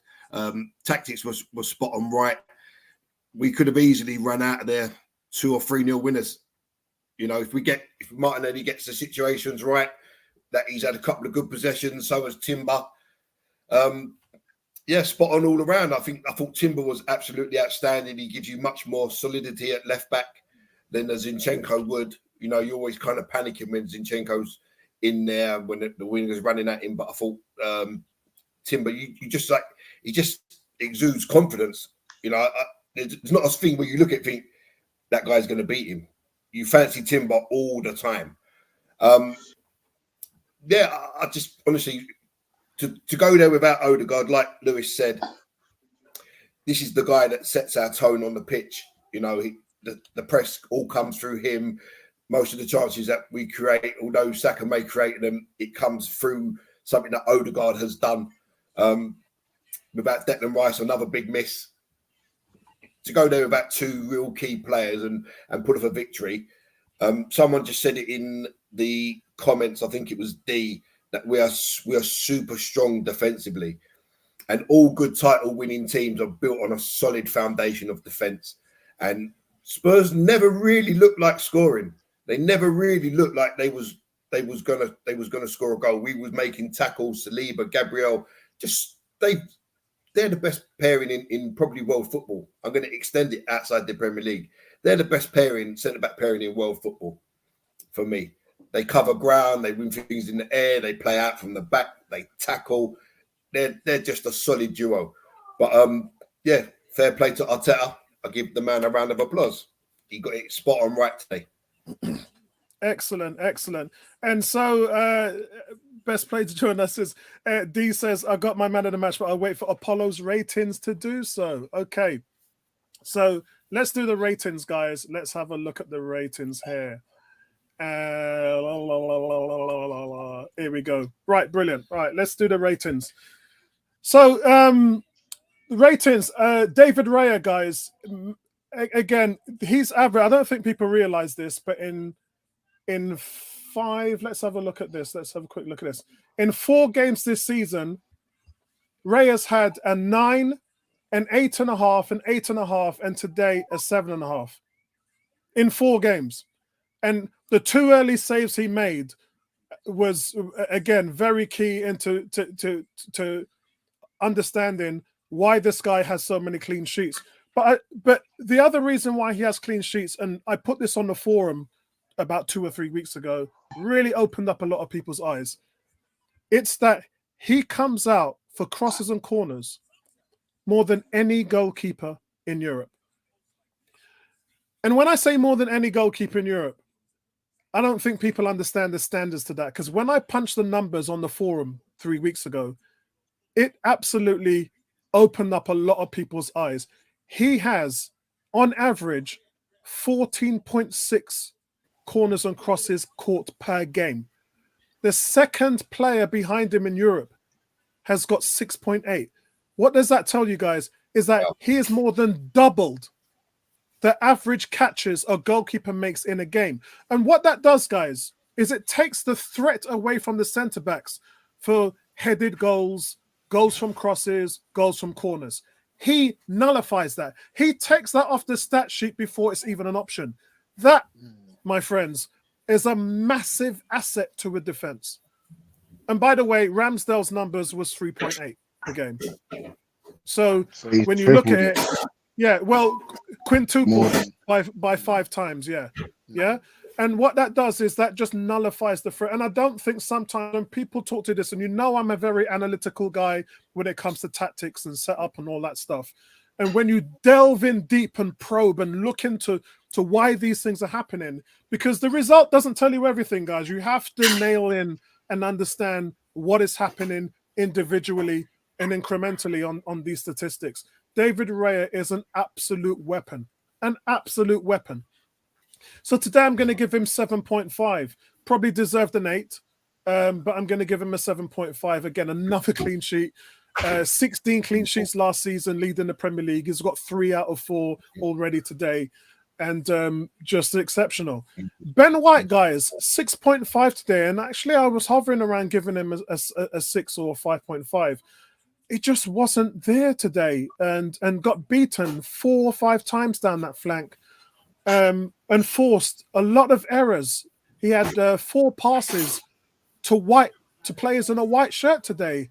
Just very unconventional, unlike him, and hopefully we're not going to see this moving forward.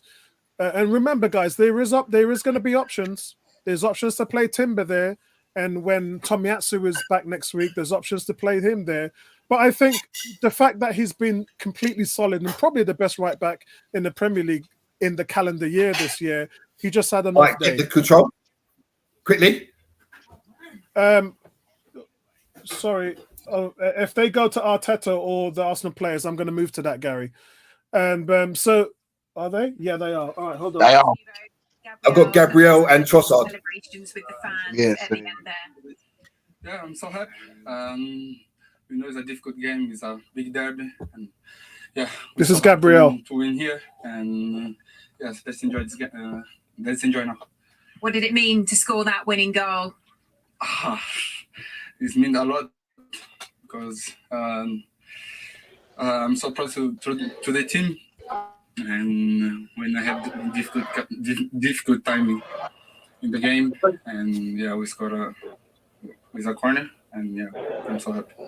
Goal, but also a clean sheet. Jorginho, you've come in today and been part of a huge team defensive effort. Just how hard have you had to work out there this afternoon?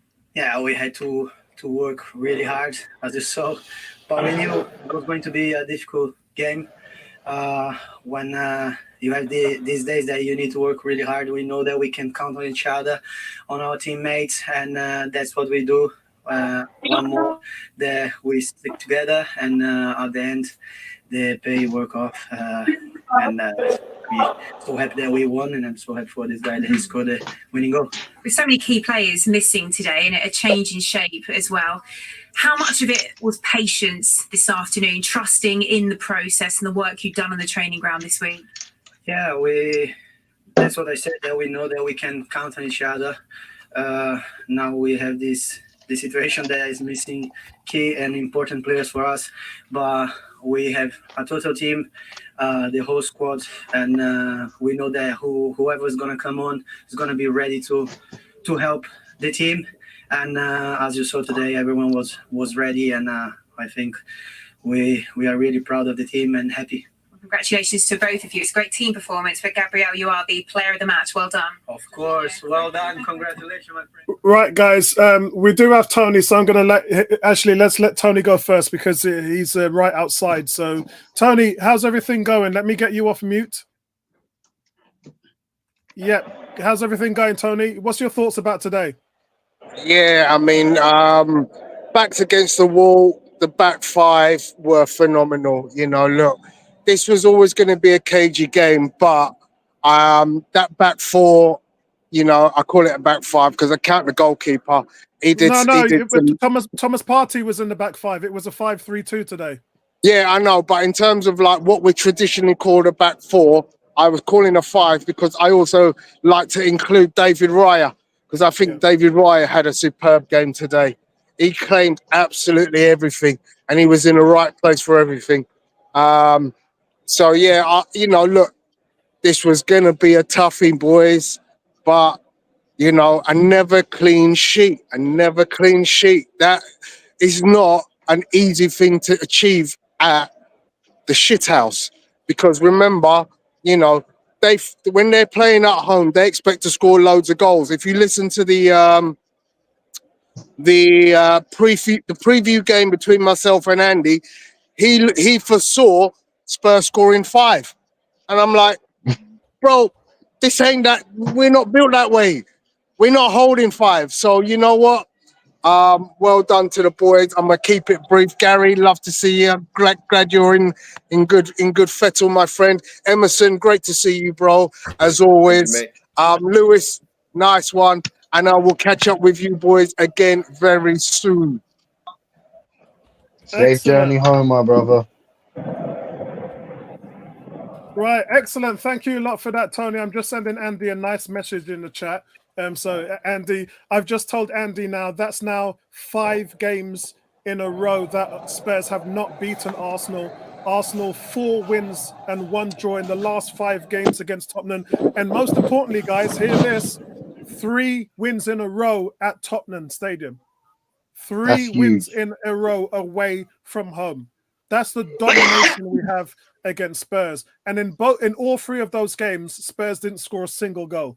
So that's absolutely phenomenal. Thanks a lot for that, Tony. Appreciate that, bro. So let's carry on with the player ratings. I was on Saliba. So Saliba, guys, gets an 8 from me. Solid game. And I think I did see one where he gave the ball away deep in territory, but he generally, and this is the basis of Saliba this season, he dominated Solanke today. He absolutely dominated Solanke. And that then allows Gabriel to use his skill to pick up danger. Isn't that nice? That's how NFL safeties plays, for those of you who watch American football. When you have a free safety or a strong safety who dominates where the ball's going in the area of the field, it allows the player next to him to play more of a freer role and pick up danger. And that's what's happening with these centre-backs. If one guy can take out the main threat in a game, then it leaves the other guy to just prance around, use his vision, use his range to spot dangers to help cut everything out in the game. And that's really what this defense is doing. That's essentially what they're doing. Having Timber help. So my man of the match obviously is going to be Gabriel. He just delivered a total performance today, a monster in defense, and the goal, dominating goal, which was helped by Thomas Partey as well. And Cranky says, I thought it was a back 11. And it's just a dominant display, guys. Gabriel, it gives you what it says on the tin. And by many people like myself, I actually thought he was better than Saliba last season. Saliba made team of the season. He actually made the All 11 in Europe, William Saliba. But actually, I thought Gabriel was the better player. That's just my opinion. And football is all about opinions. And then Yuri and Timber, guys. I'm going to give Yuri and Timber an 8.5. Guys, what would have happened today if Zinchenko was playing at left back? I don't want to think about it. And he was, and here's the trick, guys. You saw one side of Timber today. Now, Timber normally plays in advanced roles a lot. We didn't see that today. That's the manager's tactic again. And we've got to bring in Arteta because some of you lot out there are still too busy bashing the man. But Arteta is giving him a stay-at-home job today on Spurs. And what that allowed us to see is how good he is in one-on-one situations. He's so dominant in those positions. Like, you can trust him to defend against anyone on the wing there in those situations. And well done, Arteta, because you took the advanced role away from him today and allowed him to as Gary would say, the Kieran Tierney role.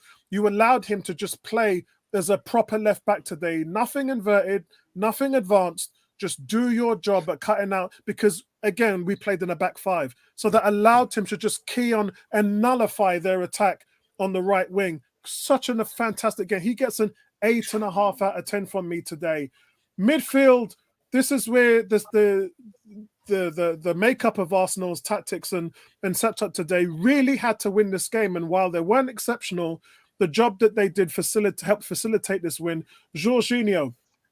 Now, Jorginho wasn't excellent. I thought Kulusevski had the better of him today with his movement and his running. That's always going to give him the skill, but a skill advantage. But before the game, I pulled up statistics and reports for you guys to see what Jorginho did against Newcastle and Liverpool last season, where he was the best player on the pitch. And so let's not forget that, guys. Even though he can be dominated by quick, fast midfielders who can dribble at you. We know that that's his weakness. He also has strengths as well. But there was many times that I said to you guys to look at his body language, look at the way he was shouting at the team, trying to keep that shape, telling players where to be, because we don't normally play a 5-3-2.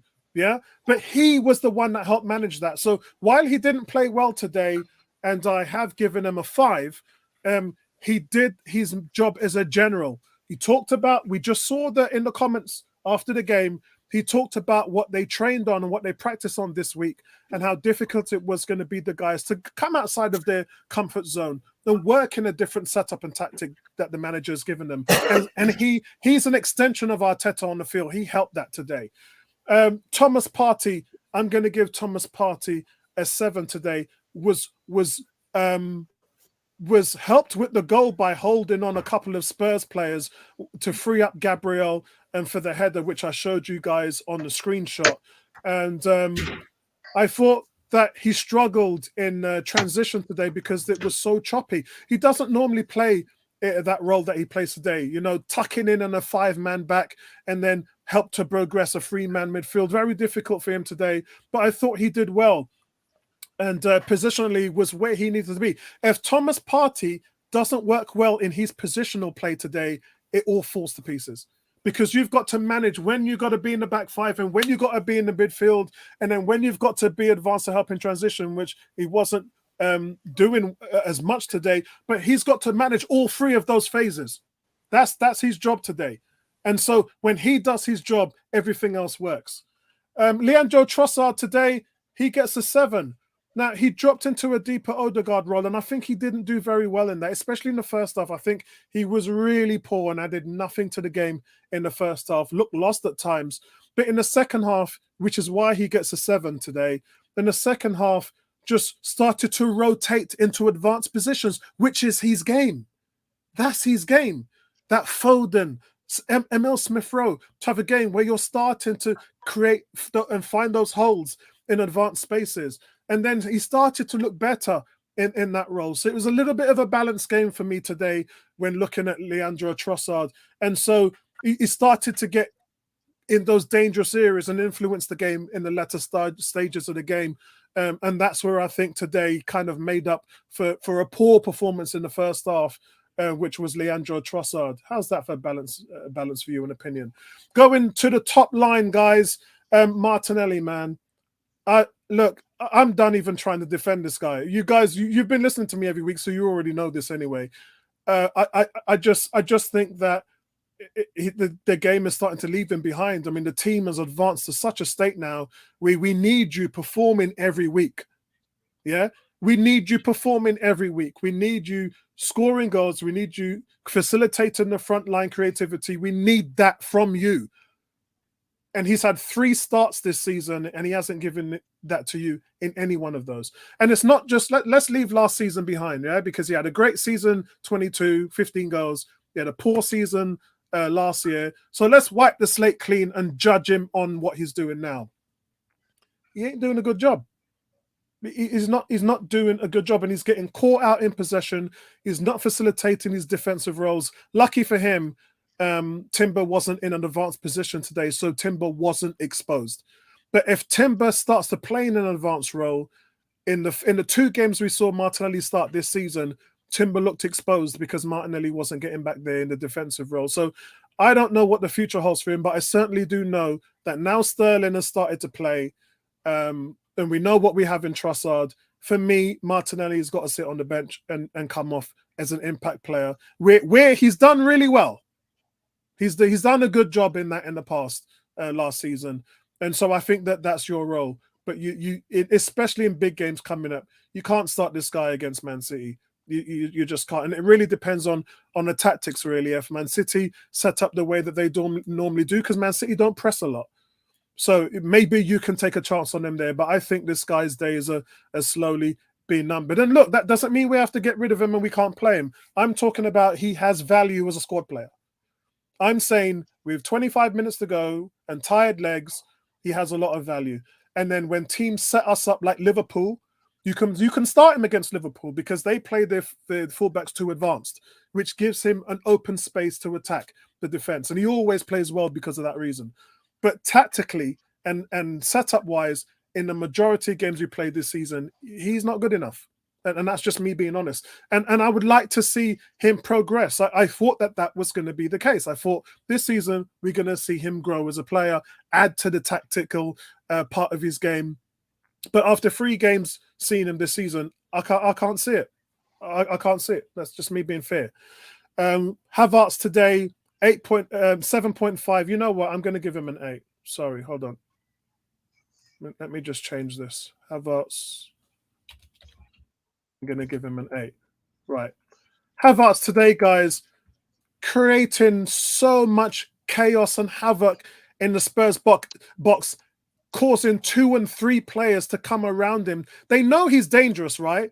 They know he's clinical because this guy, look, he scored, 9 goals in his last 15 starts. And to chip in, he's got 5 assists. So they know this guy's dangerous. And Spurs respected that. They had all kinds of guys around him. And it freed up the runners around him. It freed up that space. And so you're allowed to do a lot of things in the team because you have him at the point. And remember, the option I talked about in terms of dropping him to Odegaard's position, if you do that, then you lose on the front end. So this is, Arteta had to play a very... he had to play poker today. He had to play and make the decisions. If I do this with Jorginho, this is going to happen. If I do that with Havertz, I'm going to lose that. And if I gain something here, then I'm going to lose double here. So Arteta had to play it very carefully in terms of what he did. And he did it right in this game. He got it right. Everything that Arteta had to do in terms of man management, he got it 100% correct. The fact that he even put on Ivan Waneri was icing on the cake for me. But Arteta's going to get a 10 anyway. I'm telling you that in advance. But yeah, for Havertz, I thought he was totally dominant in the air as well. Van der Ven did not enjoy Havertz today at all. He didn't enjoy. And then when Van der Ven had the ball playing at the back, Havertz started pressing him in the second half, which he did not like. So Van der Ven today just had a nightmare with Havertz around. And like I said, I always say to you guys, and I don't mean any disrespect to Havertz, but when you have a Fellaini, Bruno Gomes type guy that just gets on your freaking nerves, yeah, that's what we have in Havertz. You lot have to know we love him, and you talk about goals, and I talk about recoveries, tackles, and duels, but our rivals and our opponents, they hate him. They can't stand playing against Havertz because he's a damn nuisance to them. He causes them all kind of problems. So, and I love that. I absolutely love that to death. And long may it continue. I then give Saka, our golden boy. Look, I thought he started to. I thought the first half he had a strong first half. Second half, I thought that he started to wane in the game. And considering Ndoggy was on a yellow, I don't understand that. But then you have to have the smarts to actually want to do it. And I thought that he phased out the game a little. But then defensively, Saka was incredible. The way he got back and helped support in the back 5-3. I don't think people realize in that defensive 5-3-2, Saka is a midfielder. He's part of the 3-man midfield. I don't think you guys realize that when you were watching it. So he's helping to deal with those overloads that Ben White has to deal with. And I thought he was exceptional today. It was his lovely delivery that also teed up the goal. So he gets an assist today for that as well. But I thought he could. We didn't see vintage Saka today. We saw Saka playing in a system that needed to happen to get the result. And he did his job. And also with the great assist for the goal as well. And as for Arteta, what can I say? Chef's kiss. Brilliant tactics. Brilliant. And I talk about games where with you guys where like he goes away to Newcastle and wins 2-0 and it's all tactics. It's all the setup. It's all inside of his brain that does it. Yeah. That's where the credit's got to be given. But today was another classic example of how good this manager is. Just absolutely brilliant from top to bottom. Every cover, no stone unturned. He had everything going there. The only shame for Arteta is that the guys didn't win by 2 or 3 goals. That's the only shame that I can put on this result, is that the fact that we didn't win by more. He got everything spot on. And then the Ethan Wenyuri, like, long may it continue, bro. Yeah, I want to see more of that. I like what I see. But for those people that said that this guy can't manage, look at today. Look at what he done. This was a different Arsenal team. We didn't play the same way we normally did. We didn't set up the way we normally did. And you certainly have never seen 5 at the back for a long time. This is what this man has been able to do. He's only been a manager for 4.5 years. And this is what you look at. Klopp, 23 years. Emery, 20 years. 20 years, Guardiola. This is what this guy is doing right now in his first job. And we're seeing incremental improvements in Arteta's man management. He's not doing what he was doing a year or two ago. He's not doing that. He's advancing his skills, just like all the players in our team. And he's understanding, he's seeing different looks. His preparation is improved as well. And the things he's working on in the week, they know what they're doing. And the players now are starting to buy in. And I said this to you 2 weeks ago, guys. I said, notice the difference in him. He's sitting down more in his chair and not standing up, barking orders as much as he used to. Why is he doing that? He's doing that because the players are starting to work the system and not just reacting to situations. So and that comes with growth. That comes with growth from the players, comes with growth from the coaching staff, from the managers. And we're starting to see that now with Arteta. Brilliant. 10 out of 10 for you today. Chef's kiss. Mwah. Over to you, Emerson.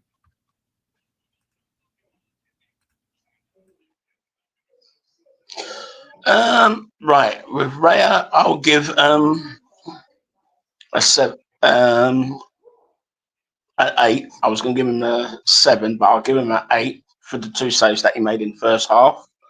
White, I'll give a 6. As you said in your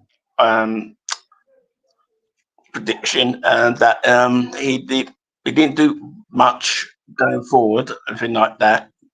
Gave the ball away at times, but cheaply. Saliba, I'll give a 7.5 because he played kept the defense solid, anything like that. His companion, Gabriel, I'll give an 8.5. Although I would have given him a 9, but as I said, I'll give him an 8.5 due to that he scored, anything like that. Timber, I'll give him an 8 because he played very well in his position. He wasn't exposed as much as I thought he would have been because obviously Martinelli was in front of him. But as I said, if Spurs had a trickier winger, I'm sure he would have been exposed more. Partey, I'll give a 6.5. Made things look simple in midfield, although he did give the ball away once or twice during the match. Jorginho, the captain, I'll give him about a 5. I agree with that, what you said. And Trossard, I'll give 6.5 because he didn't do much in the game that I expected him to play because there's 2 sides of him. He's more of an impact sub when he comes on than when he plays in the starting 11. So he gets a 6.5. Havertz, I'll give a 7.5 because although he could have done a little bit better with the header, but as I said, he was put under pressure by the Spurs defenders. Martinelli, the poorest player on the pitch, I'll give him a 4.5. Saka, I'll give a 6.5. He didn't do too much, although he did lay on from the corner that Gabriel put in the back of net after 64 minutes. Arteta, he got his tactics spot on in the starting 11. As I said before, before the match started, I was surprised to see the subs of what I saw and like that. So, lucky enough, now where he came on out of the 4 or 5 academy players that were mentioned in the starting 11 and subs. So overall, I'll give the whole team an 8.5 today because they worked their socks off. As I said, Arteta got his starting 11 spot on, and I did say Jorginho will play the double pivot on most podcasts that I spoke over the last 2 days on, thing like that. So none of them believe that Jorginho will play the double pivot. So that is my player ratings for this match. So let mate continue on Thursday against Atalanta, and we'll see what starting 11 Arteta puts out for that game. It'll be interesting to see.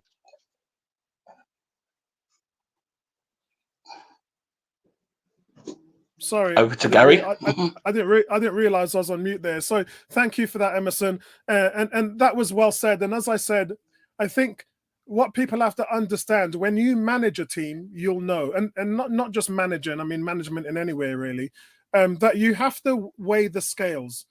Decisions that you make have impacts. Yeah, they have reactions, whether it's positive and or negative.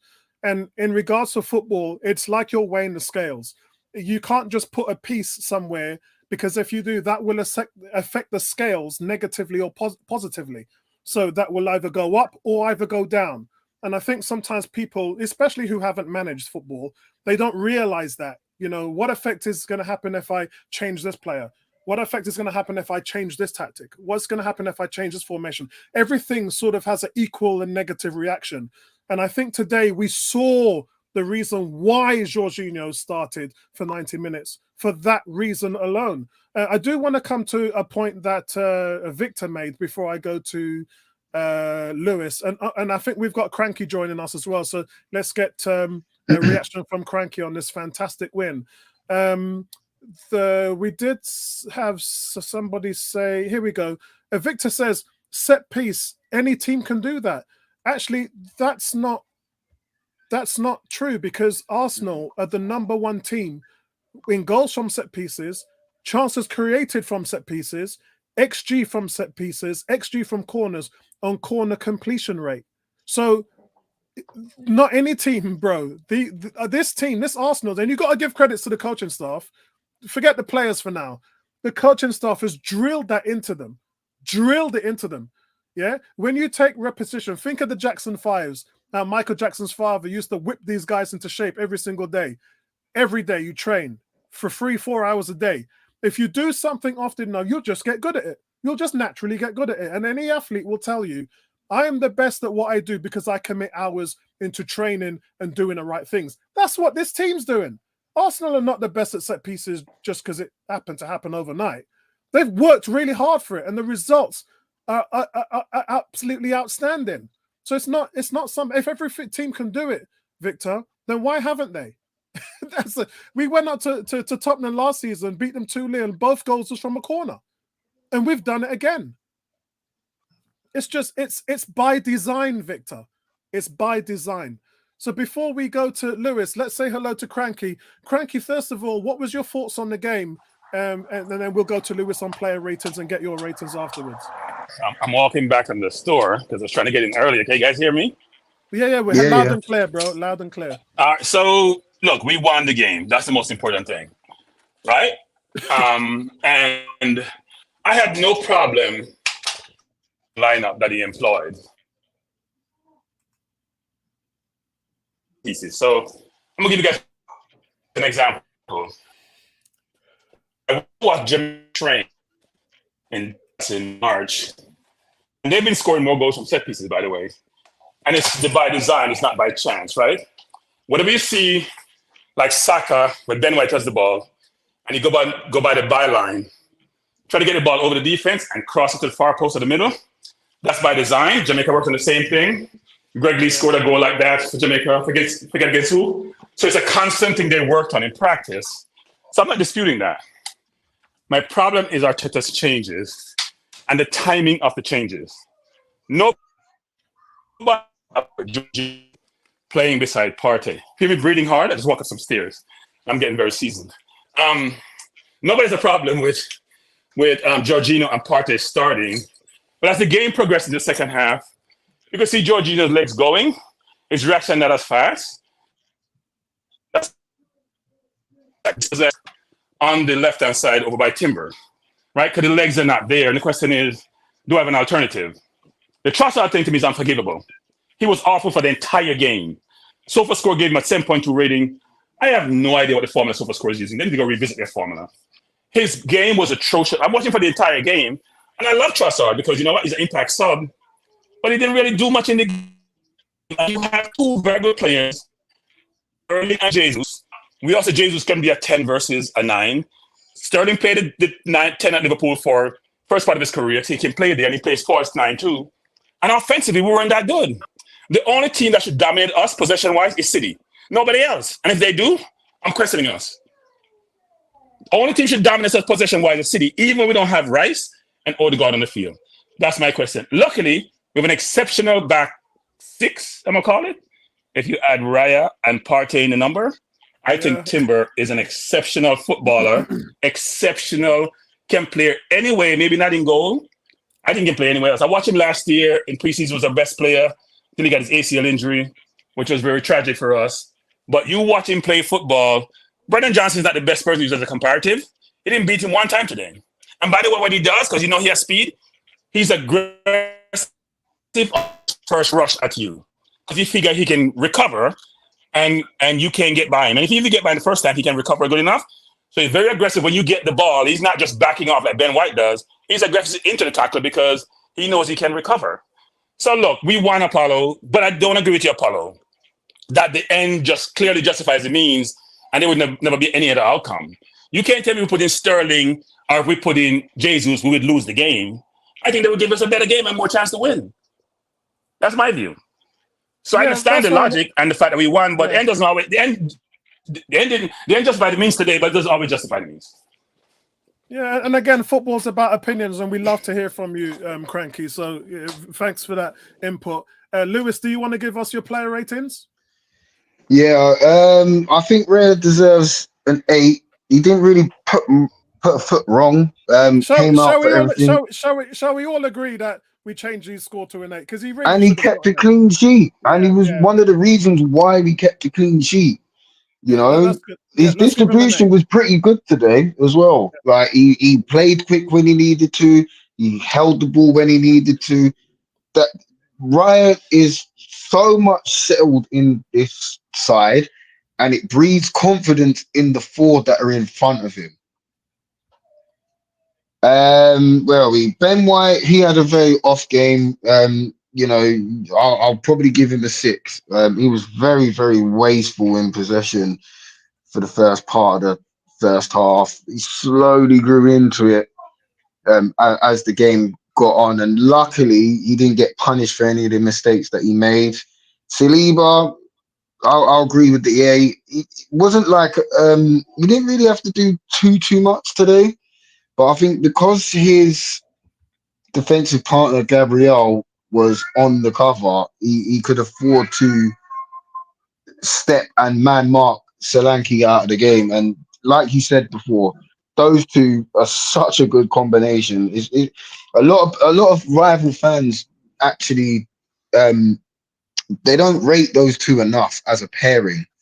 It's a pairing that's maturing as they play, and the understanding just gets better and better and better and better. And I'm really pleased for Gabriel today because all the spotlight has been on Saliba, you know, this ball playing centre back, etc., etc. But we tend to forget that there's 2 ways of defending. There's that horrible, ugly side of the game that Gabriel absolutely loves doing, and you can see it, the passion that he had today when he scored, every tackle, every block. He's just oozing confidence. So I'm really, really, really happy for him. Urin Timber, I mean, everybody has said so much about him and his performance today. The 8.5 is justified. I think Thomas Partey needs a 7.5 because he played a role that's slightly different to what he's used to, and I don't think the team's had a lot of time to work on this tactic, and he made it his own, like just slotting in like effortlessly. It wasn't until you mentioned it that Partey was dropping in there. I was like, oh, hold on a minute. Oh, yeah, he is doing what he needs to do. And then that allows Jorginho to do whatever he wanted to. Jorginho, today, I feel it was one of those games where having to come in when you haven't really had much game time in the side was always going to go against him. He was very slow on the ball, kept giving it away. But as the game went on, he kind of got himself into it, but it wasn't like you wanted a little bit more from him, especially with his forward passing. Trossard, I think the 7 is too generous, Apollo. I thought he was a lot worse than that. Him playing in the center of the park and starting is just like, this was his opportunity to show Arteta why he should be a starter, and I don't think he done enough in this game to say, yes, Arteta, I want to start. Like, I deserve a start. He kept giving it away, turning the wrong way. Passing was awful. But lucky enough, we managed to win the game today. Martinelli deserves a 3. For a winger of... He has so much ability, but he doesn't use it in the right way. Or his decision-making goes against him. You want him to make the right decision at the right time, and he can never figure it out. And time is running out for him now in this Arsenal team. And like you said, it's leveled up to a point where do we start looking for another left-sided winger in the summer, or do we hold on to the fact that he might develop later on? Who knows? Havertz gets 8.5 for me. He did so much selfless running up top, across the middle, in midfield, in defence. He was an absolute nuisance for the Spurs backline today. And it's one of those games where it goes very unnoticed with the things that he does off the ball. Where are we? Saka, very quiet today. I think we're going to see a lot more of that in him in the bigger games where he's not really going to be on the front foot. So I think he gets, because he got the assist, he gets a 7, and Arteta definitely gets the 10, just for the fact that he got his tactics spot on. Granted that a few players weren't on the ball today. To go away from home in a North London derby without 2 very, very key parts to your system and come away with a win and a clean sheet, you deserve every praise that he deserves. Every praise that he gets. Excellent. So we've got. Let's go, Bertram. Do you have to go? Because if you do, then I'll let you do the play. No, I want to give my ratings because I don't agree with some of these ratings. All right, okay. Do you, if you've got, give my ratings quickly. If you if you got to go, I'll let you do your ratings before Gary. So go on. No. I don't have to go. I don't have to go. I'm fine. All right, okay. Gary, you go ahead and get your ratings done, bro. I was just eating because I thought Bertram was going to go. All right, I'll go. No, so I finished now. Go on, Bertram. Let me finish my snippets. By the way, people, I've never had a problem with Raya. I had a problem with Ramsdale. So I have no complaints about Raya. Ramsdale made that mistake every single game he played, didn't get punished. I had no problem with Raya, never complained. So I'm fine with him. He's an 8. He's been brilliant. The Villa game showed it. Today's game showed it. He started off kicking, wasn't that great when he started out the game, but that's where you have pressure. Spurs make people uncomfortable. I'm sure people have watched Spurs play this year against Leicester, against Newcastle. They dominated Newcastle. They just don't have enough incisiveness in the box to make better decisions. And for us only to have 36% possession today says a lot about them and something about us, I think, how we played. But here's the ratings. Raya 8, Ben White a 6. I think Son started really brilliantly. I don't think they fed Son enough in the game, and he was turning him inside out. But Ben held his own, so I gave him a 6, even though the defense played brilliantly. I gave Saliba an 8. I think he played really, really well. We didn't hear much about Solanke, but then Solanke's not the most tricky forward, right? So, but I thought Solanke did okay, but he got dominated. I gave Gabriel a 9.5. I think it was a brilliant header. He did push off on Romario to get the goal, but hey, it wasn't that much of a push. You got to be stronger if you're Mario. But I think his overall play, a lot of blocks in the box, coming out, being proactive defensively.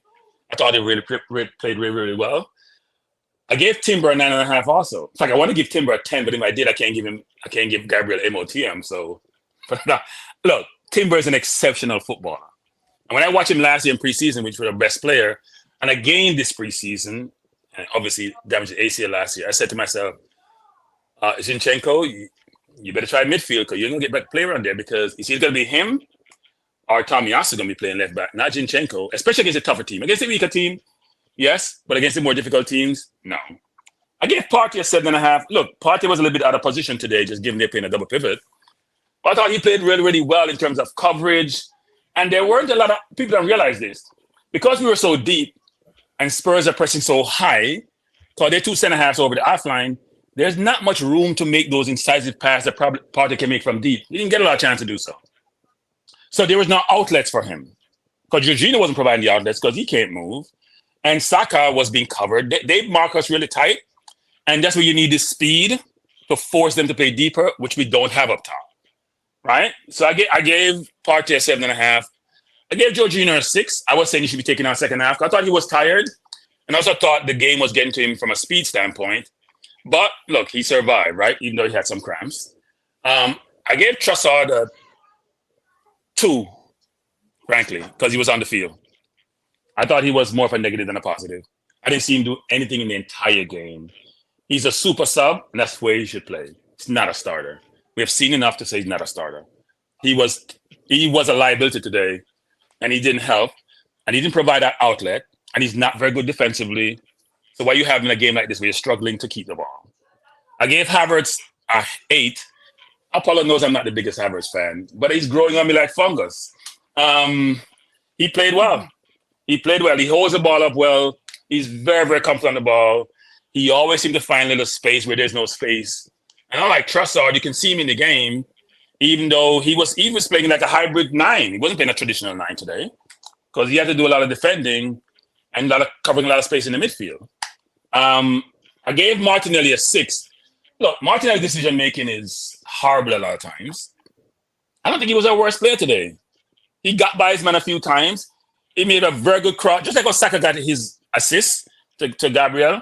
We're going to say he could have got an assist to Havertz when he crossed the ball from the left with his left foot, and Havertz saved and the keeper made a good save. I don't think he was horrible, but he's got to make better decisions. The cross that he didn't put to Saka when he tried to score, I think he's desperate to score because he's feeling the pressure, and he makes bad decisions. And I thought he should have been replaced in the second half. I thought Trossard should have been replaced earlier. I gave Saka a 6. I don't think Saka was great at all today. He had a corner. Yeah. And Gabriel did a great job to score it. But so did Martinelli when he crossed to the far post to Havertz, which is harder to do when you're in open play versus have a set piece. So, and we're brilliant at set pieces. I don't think Martinelli gets getting a fair deal of it because he hasn't been played well. He's making really bad decisions. The term where you don't have a footballing brain comes to Martinelli sometimes. Maybe harsh, but he's got to do better as he's going to be replaced because we have Jesus on the bench and we have Sterling on the bench. I gave Arteta an 8. I can't give him a 10. His game management. And people, when I say game management, I mainly talk about his team.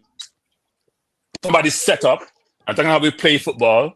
I'm talking how we are defensively, offensively, how we move to the turn. It's changed on time. A lot of times. He had easy changes. 5 kids and then Sterling, he had Jesus. Those are going to be the changes. He didn't have enough midfield to put up. But when I watch him do changes in games, I scratch my head and say, okay, I know I'm going to defend him, but those are my ratings. I can't give Sterling and Jesus ratings because they didn't get much time to get ratings. Yeah, same with us. I did. There was something I needed to point out when you was talking about right.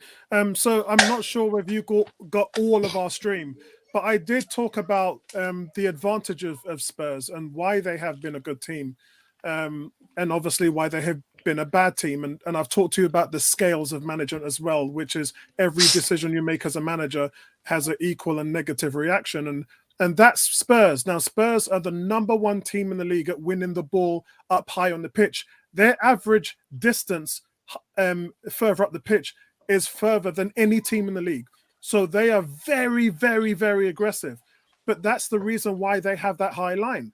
So with all the domination they do on that side and how it works well for them is, as you saw against Chelsea last season, if they have the right speedy wingers who are clinical, they can absolutely torch and destroy a team like Spurs, because while those tactics work for them up front and gives them a lot of joy, it also gives them a lot of pain. So there is that to think about.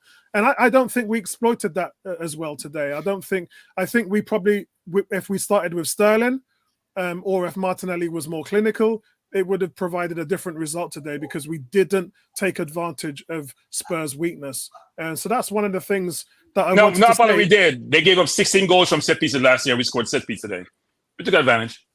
Yeah, and before I go the goalkeeper to Gary, doesn't come for the ball. The goalkeeper doesn't come for the ball. Yeah. He was rooted to his line. Yeah, before I go to Gary, I want to show you where Spurs' failings are. And so Ang was in a conversation, Postecoglou with Sky, and they said, will you regret your obviously his set piece comments. This is what he told Sky about the weaknesses in defending. He said, I'm not interested, never have been, not in the least. It's not my first time. I've been questioned about set pieces in my coaching career. And this is what he said, he quoted Billy Joel. You may be right, I may be crazy, but it's maybe a lunatic you're looking for. Eventually, I will create a team that has success, and it won't be because of working on set pieces. That is the most ignorant thing I have possibly ever heard in my entire football. That's the most stupid statement I've ever heard a manager make. Do you know what? Let him continue with that way of thinking, because he will not be in the job for very much longer. I'll tell you that now. I want to say something quickly. Go on. I want to say something quickly. What people don't realize is this. What Pep and Arteta are doing is they have taken football and breaking it down into various components. And they're figuring out pieces where people haven't really exploited historically, and they're exploiting them. You would think ball possession teams would not focus on set piece, so we play attractive football, but they're doing the opposite. And people don't seem to have realized what they're doing. They're saying, here's a football, here's how you play football holistically. Let me figure out where there are gaps in it so people don't do well. If I work on those, I can go over the margins which are there, which are now slim one more, as teams get more tactical and get better. Sorry, Lewis, go ahead. No, I was going to kind of make a similar point that set pieces are an extremely important part of the game. Like, you can you can get 3 points, or you can lose 3 points based on how well you are set up defensively or technically. And this is why you're now seeing more coaches specializing in set pieces, because they're now becoming more important part of the game. Sorry. So for Postecoglou to say that he doesn't care, fair enough, because there's going to come a point where he's going to look at it. He's like, where are the fine margins? My fine margins, I'm losing too many set piece battles. I need to get better. It's as simple as that. I like the fact that Pep and Arteta are thinking kind of outside the realms of conventional football. Where can we make where can we make a game? Set pieces. No one really does any type of decent set pieces these days. We even got set pieces on throw-ins a lot of the time. I've never known an Arsenal team to be this good at producing set pieces, defending and attacking. It's transformed us. I was a little bit young to understand what George Graham was doing back then. I remember George Graham, but I wasn't of an age to take it in tactically like I am Don't now. you hate these youngsters? You get what I'm Don't you hate saying? these youngsters? Gary doesn't realize his audience. His audience not one dimensional. Gary's audience. Yeah, guys. Tony. By the way, Tony's asking a question about Saka's injury. We need an update on that. He looked all right, Tony. After the game, he was walking normally on the pitch, congratulating the players. So hopefully, that's nothing too serious. See any limps or anything. So let's go to Gary. Gary is the last player ratings we got to do, and then we can just talk about the love of the game right now, and what really won this game for us. Go on. All right, so my player ratings are David Raya, solid 8.5. He's just growing into the role. Did look a wee bit shaky at the beginning when he came in, but I think that was just the step up to playing for one of the top teams in the country and the top teams in Europe, and what's expected of you, because it's different playing for Arsenal than playing for Brentford, right? Yeah. You know, much more is expected of you. But once he's grown into the role, I've got no problem with David Raya at all. Make the save, you make the saves. Distribution is good. He comes and he claims corners, takes the pressure off of his defenders. He is a very, very good asset to have. You know, but when I do call him out, I get abuse from all angles. You know, I still believe against Brighton, he should push that ball away and nothing should fall into that danger zone. But today, he was excellent. So solid. What did I say? 8 point. I can't remember. 8.5. 8.5. Yeah. Ben White. As much as I love Ben White, there's times when I don't like Ben White. And today was one of them times where you don't like Ben White because he didn't do half the stuff that he should have been doing. When we see a solid Ben White, he's hard to beat. He gets his tackles in. He supports Saka. You know, he just does everything that you want a defender to do. But there's times when I don't know if it's... I mean, he should be fresh because he didn't go away with England. You know, he stayed at home. He's trained. But there's just times with Ben White's game where it just seems a bit lackadaisical. And I think today was one of them days. I do want Gary, can I add to that a little? You got me. That again ties into what I talked about in terms of the tactics and the setup. I was just about to say that. Yeah, and what Jorginho, it's important for you guys to listen to what Jorginho said after the game. That adds a lot of context in terms of they're trying to learn to do something. And the reason why they excelled at it is because they are good players. But even good players will struggle. You saw Trossard today struggle in that 10 role. You saw Ben White today struggle in the back five. They're just not accustomed to playing with this. So it is going to come, as Gary was about to say, with a little, there's a caveat there to say that it's going to come with a little growing pains. Yeah, obviously we did play a slightly different system to what the players are used to. So that could say a lot about, you know, Ben White's performance, more concentrated on the defending side of it rather than the other bits and pieces that he normally brings. So I'm going to give Ben White a 6.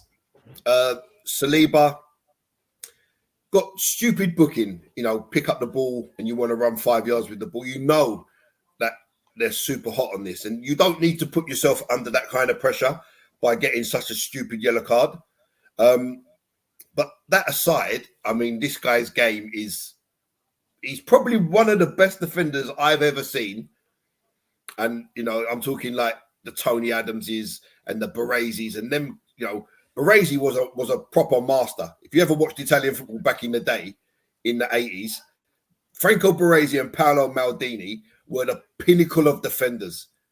I can see Apollo with a little smile on his face because he knows that what I'm saying is right. Saliba reminds me of a Franco Baresi. That's how good this guy is. You know, he's not beaten in the race. He wins his tackles clean. You know, and Gabriel, and touching on what Apollo said, you know, Saliba gets all the plaudits and makes teams of the year and this team of the year and whatever you call it. But Gabriel is every inch as good as Saliba. Thank you very much, Gary. I love you. Thank you. Doesn't he remind you of Rio Ferdinand? I think he's better than Rio Ferdinand. Yeah, I do as well. I think he's better than Rio Ferdinand Saliba because recency bias. Recency bias. But I mean, together, when you take the pair of them together, they are colossal. The pair of them together are absolutely they are slept on. fantastic. They're And we're absolutely Arsenal slept fans, on. right? We're Arsenal fans, and we go back to the Jules Graham back four, Adams, Bold, Keown. These guys surpass even them. They are the best pairing I've seen around in football since Maldini and Baresi. Right? I don't care what anyone says. That is my opinion, and nothing will ever change that opinion. These guys are absolutely mustard. So Saliba, I'm going to give him an 8.5. It would have been a 9 had he not got that stupid booking. But to play that way that you did when you pick up a booking for stupidness and you're still winning your tackles, that shows you how good that guy is. Gabriel, I'm going to give Gabriel a 9. Listen, he pops up with the winning goal. There was one tackle he made where he had to get it spot on, or it was a stonewall penalty, and he nailed the tackle absolutely fantastically. Strong as a rock. I'm going to give him a 9. I think he's just a brilliant player. Timber gets my man of the match today. I'm going to give Timber a 9.5.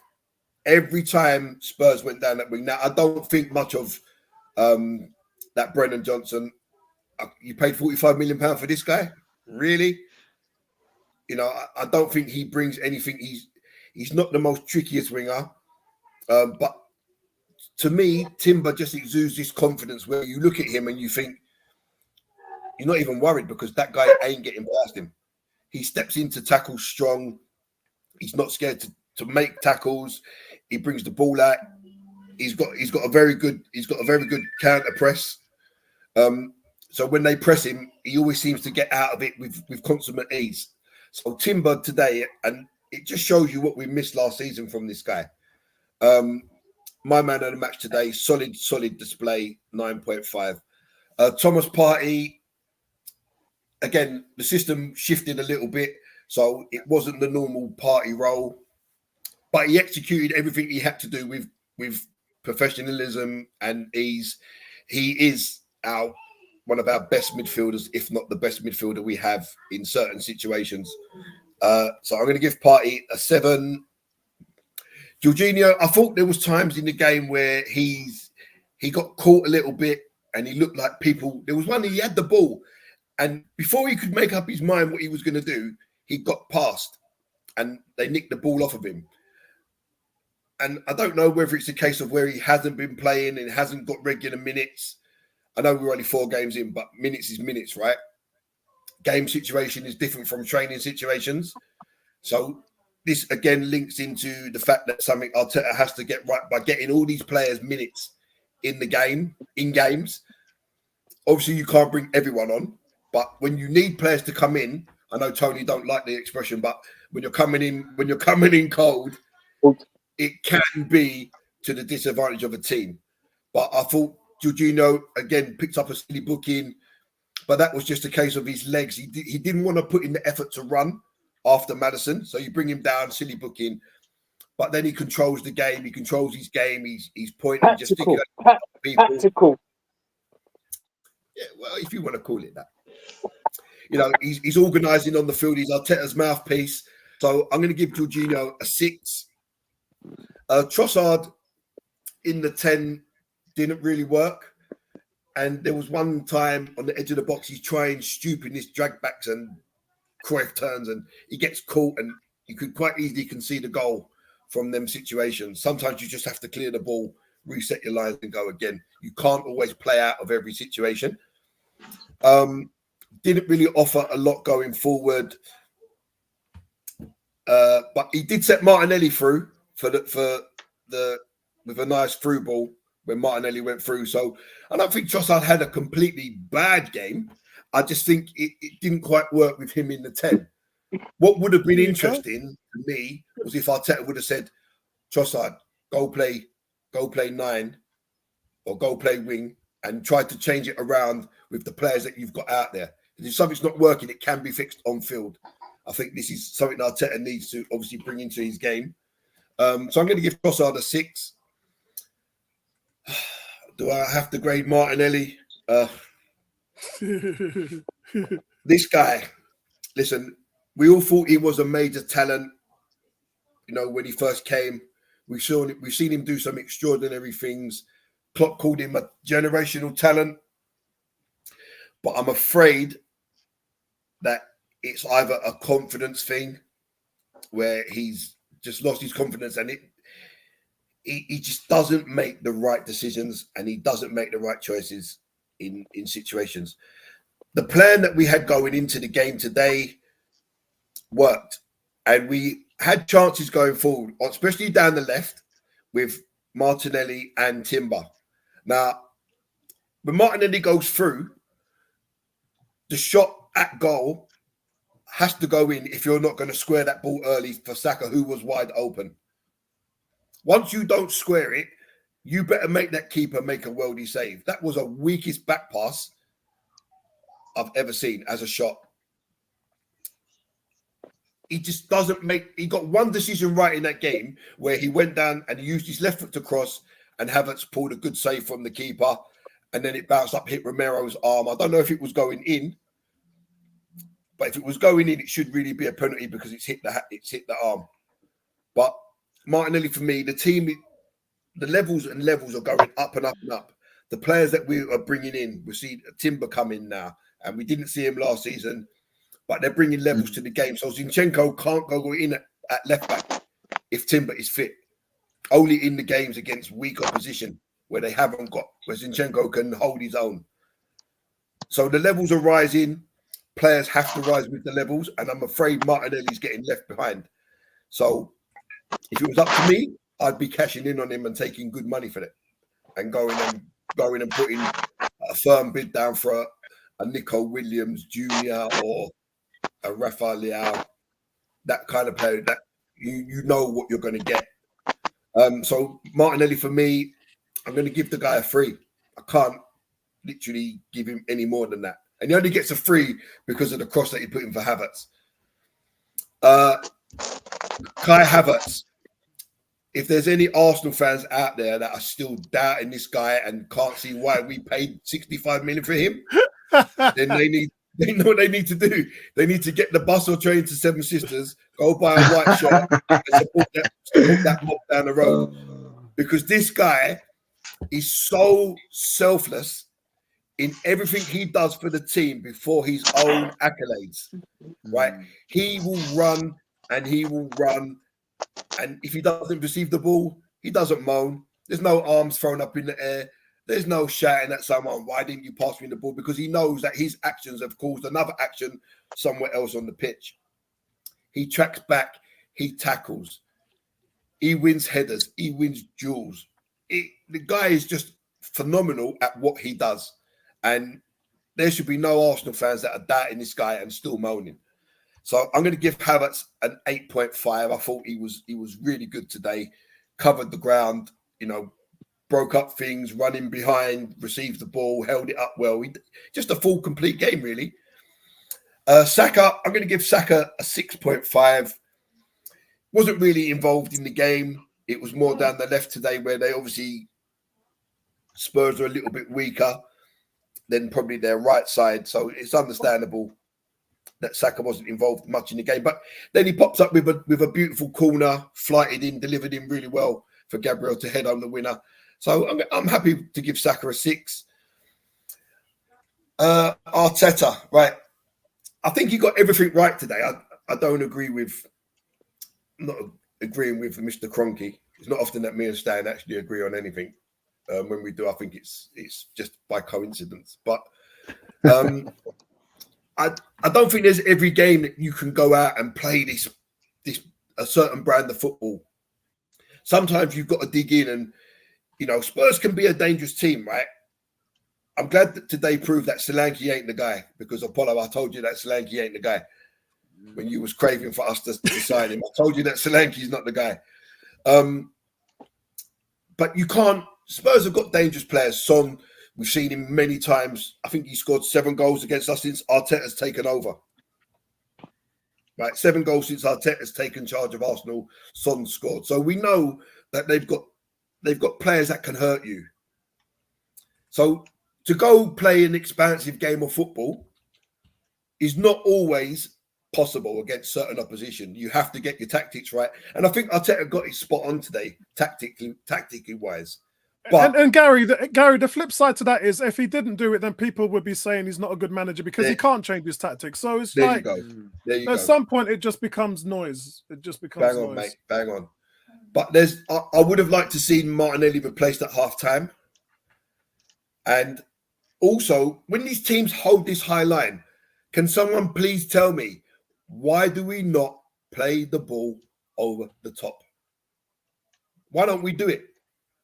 Who knows? Can someone answer that question for me? Yeah, I can answer. Happened. I can answer that question, and it's just one word, and that word is possession.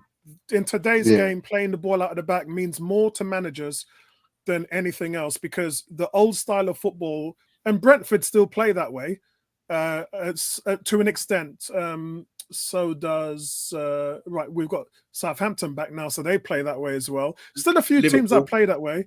Yeah, that's why Liverpool is so successful, right? Because Liverpool are not worried about possession. Liverpool is let's get it forward as quick as possible. I don't know, Gary. Sorry, the other team is Aston Villa, and they do that because when you have a forward who is so good at holding the ball up from the air, he can track the ball really well, use his body to shield the ball. It's a weapon. We've seen Ivan Toney do it. We've seen Ollie Watkins do it. So I understand it. But the problem is what managers like Arteta and Pep and Klopp don't like is the percentage of you losing possession is very high. So if I'm going to do something that's going to give me a 20% chance of winning the ball, I'm not going to do it.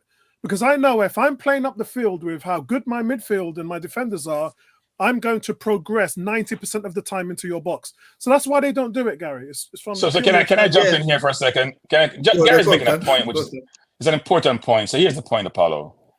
If you put Martinelli in the 9, and you tell Romario, even though the other center half is brilliantly quick, that you know what? If you want to play so deep, that's a risk you're taking.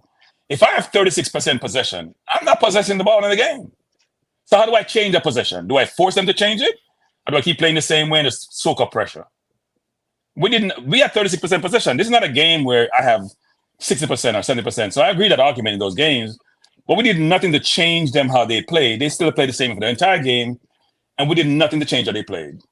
Alvarez is not quick. So if he played a 9, Van de Ven, whatever his name is not worried about him. Martinelli give me more problems if he's up there because he's quick. Not as quick as Van de Ven, but Van de Ven has got to come across, right? Put him against Romero, play him up there, say, you know what? Go chase him. So Bertram, there's a couple of points there. So firstly, the tactics Arteta used was correct. That's the first thing. The second thing is you yourself and myself made a point about Spurs' strengths. Spurs' strengths is their pressing and their attacking from the front, which is also their biggest weakness. And Arteta was trying to exploit that today. And due to a lack of poor finishing and on the back end, we could have really been up 2 or 3 goals. No, I don't agree with that. I don't agree with that. Yeah, First of all, they had the first chance of the game. They had the first chance of the game with I think it was Kulusevski. Yes. Because you said there was only 1 shot on goal in the first half. There were 2. The Kulusevski shot, which Raya saved at the near post, and the cross that he made, which he saved when he pushed wide. That's 2 shots on goal. You want to call it a shot or not? Sky said 1. Sky was wrong, right? Yeah, but the fact that they had shots on goal, what does that prove? It doesn't prove anything. No, the point. But you're saying that we could have been up 2. They had chances to score 2. Yeah, and they should be. They're a London rival, and we're playing away from home. How can we think that we could not go there and they wouldn't create chances? That would be nuts. So no, but that's not the point. The point is this: is that you're stating no, but the point. Here's what the point we're missing, which is this: we didn't create a lot to score. We didn't create a lot to score. Well, you won't when you're playing 5 at the back. See, you're missing the fact that the tactics that was here was done for a reason. It was done because we were short-handed. And when you're short-handed, you're at a disadvantage. The question and what makes a good manager is how can you use a weakness to a benefit? I made the point, the key pivotal position was the number 10. What were you going to do? Were you going to drop Havertz back? If you did, you were going to lose something. What would you do with Jorginho? Would you rotate him? If you did, you was going to lose something. So he decided to go with what he went through. It's a win-loss situation. Sometimes you get it right, sometimes you get it wrong. And it worked today. No one is questioning. No one is questioning the fundamental. But no one is questioning the fundamental tactics, Apollo. What you're missing is this: there are things in the tactics you can tinker with to make you more effective in the game. No one is questioning the construct and the setup and the formation. Yeah. We agree. We had no Rice. We had no Odegaard. We have to make sure defensively we're solid first before we go forward. The question I'm asking is, if I have a slow center forward and you're pressing me, I can't force you to change. And I think with that, and I agree with that, but my answer to that was, and again, my answer is only my opinion, because I've been put into that situation as well, where I don't have a good hand to play with. I'm in poker terms, right? You said you can change it. You can, but if the chance of you changing it was that it would go wrong more than it would go right. In other words, I'm taking a stab at this. I'm taking a shot in the dark. It may work. It may not work. Then I would rather not do it, Bertram, because by playing it safe, I'm still going to be able to get what I want from the system and the tactics from this team. I actually think it's safer to go with Martinelli in the 9 and here's a different Apollo, because you haven't forced me to change. So I'm going to do what I do and I'm comfortable. You have made me uncomfortable. Yes, Trossard on the field was a liability. He doesn't play well defensively. Martinelli does. If Martinelli is playing the 9 and Havertz is playing the 10, we're better defensively in the middle of the park. There's no question. Yeah, but if we lost, then I would be 100% in your corner. Okay, 100%. Okay. Yeah, all right. But we'll never know. We'll never know. We'll never know. We'll never know. Yeah. And look, Bertrand, going on Gary's point, it takes good, exceptional players to do that. Not everybody can just change a system at a drop of the hat. Not everybody can go away from their core philosophy and just make it work. So for me, really, this goes to congratulate really Arsenal's players. Timber was a stay-at-home left-back. He likes to go forward. He likes to affect the offensive part of the game. He didn't do that today. Trossard was he went ahead, but not every time. But he went ahead. He went when he was needed. He went when he needed to go. But a lot of the time, he was a conventional left-back today. Yeah. Yes. And so we can say that's the decision making. And one thing I will. One thing I will say, decision than Zinchenko would make, and what's more important is, where we've always complained that Zinchenko gets caught out of position, Timber never got caught once. Brilliant, and that's what makes it. And that's what makes the situation Trossard was in, and then move again to the situation that Partey was in. So we had a plethora of players today who was just doing a different job, and they did it well. And Apollo. Here's the thing, Apollo. It was good enough to get us the result. But Apollo, Trossard provides nothing defensively. I'm thinking you guys realize that. So I can't play on the wing to help out his wing back. He's not a good defensive player. Yeah, I agree. I think that's wrong. I think that's wrong. If I can just comment on that. Let me just say this. Let me just say this. Yeah. Robert Pires couldn't tackle for jack. Oh yeah. What Wenger realized was, I cannot rely on him to tackle a player, but what I can rely on him to do is to jockey players and ensure that they don't end up being unopposed in dangerous parts of the pitch. Yeah, and that is a very important attribute that needs to be considered. So yes, I don't think Trossard had a brilliant game. I didn't see him come up with any stupendous tackles. He didn't break lines. He didn't intercept. But what he did was he ran along. And where he was in between lines, forcing play to go, okay, I ain't going to be able to affect the player. What I will do is I'll cause interference, stopping you making the easy plays. Yeah? That is a job that is very important.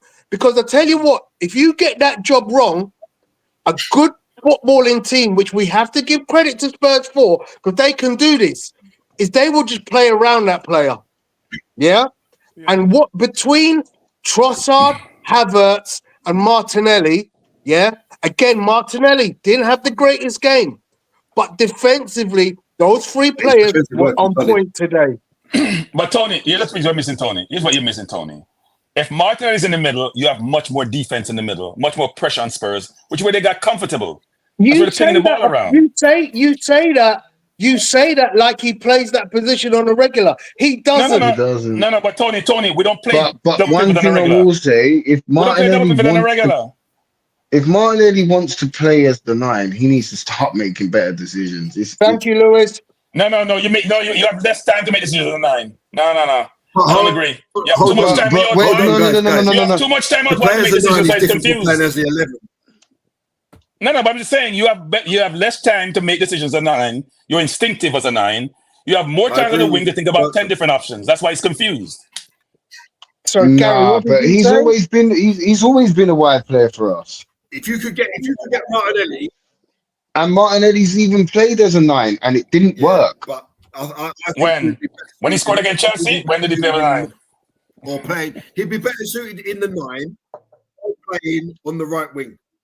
On the left wing, he's no good.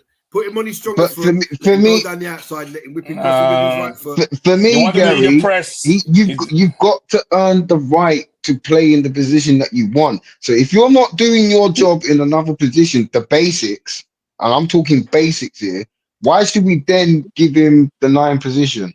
What are the basics, Lewis? Because he plays well defensively. No, defensively, that's fine, but his decision making when we're attacking is costing us goals. And to be honest, Bertram, what you just said about he plays well defensively is, I think, the reason that the manager trusts him so much, because he knows he's a two-way player. He hasn't quite got his offense working well, but what he hasn't done is reneged on his defensive duties. And in a game like today, where you know you're going to be giving up a lot of possession in the Devils'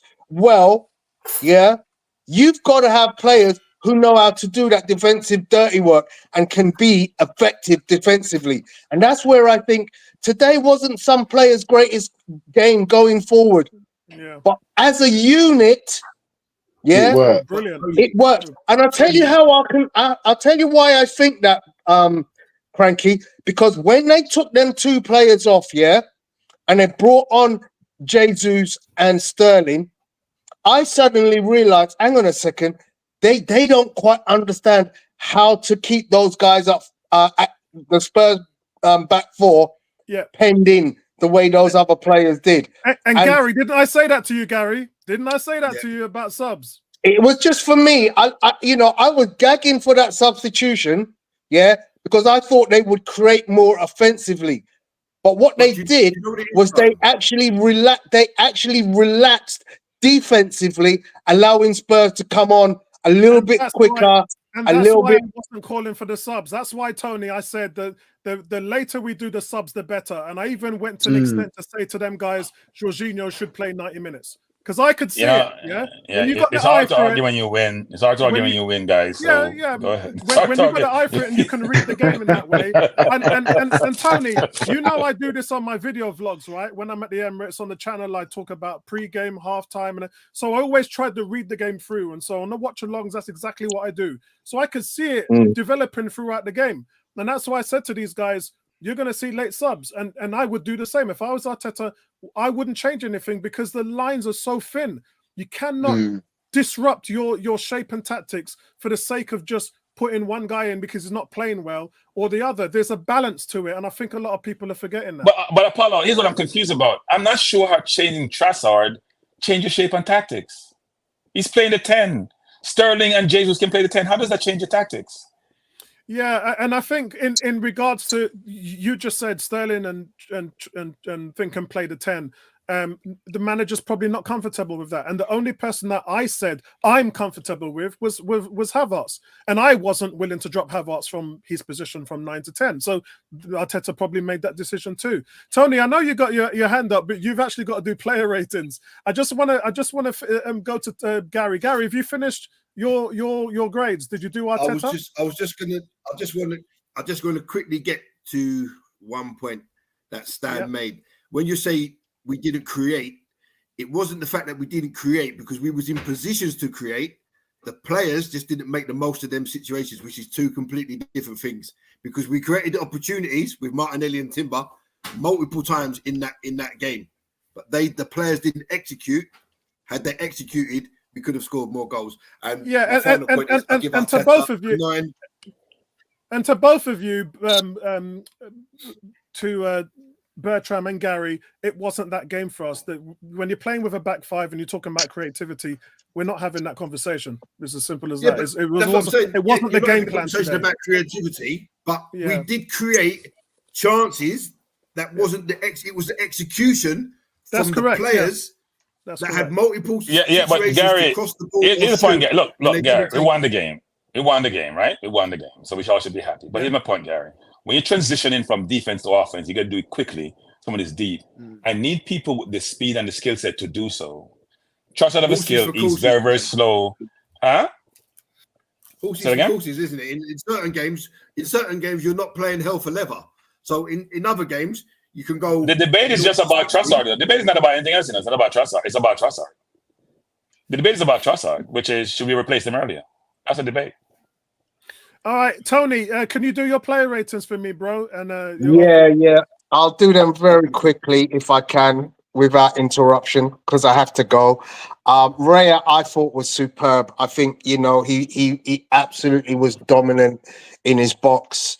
He caught what he needed to call. He was very well positioned with everything so that when there was a shot on target from Spurs, he was set and ready to save it. Well. So I give David Raya an easy 8. Benny White gets a 7. Saliba I thought was immense, 8. Gabriel, he also was immense, 8. I'll probably give him the 9 actually, like you did. Timber, wow. I mean, it just to me is like that line out of a Monty Python film. None shall pass. None shall pass. Look, them man were trying to get past him and they were like, "No, we ain't getting past. We might as well just cross it." And them crosses was meat and drink for Raya.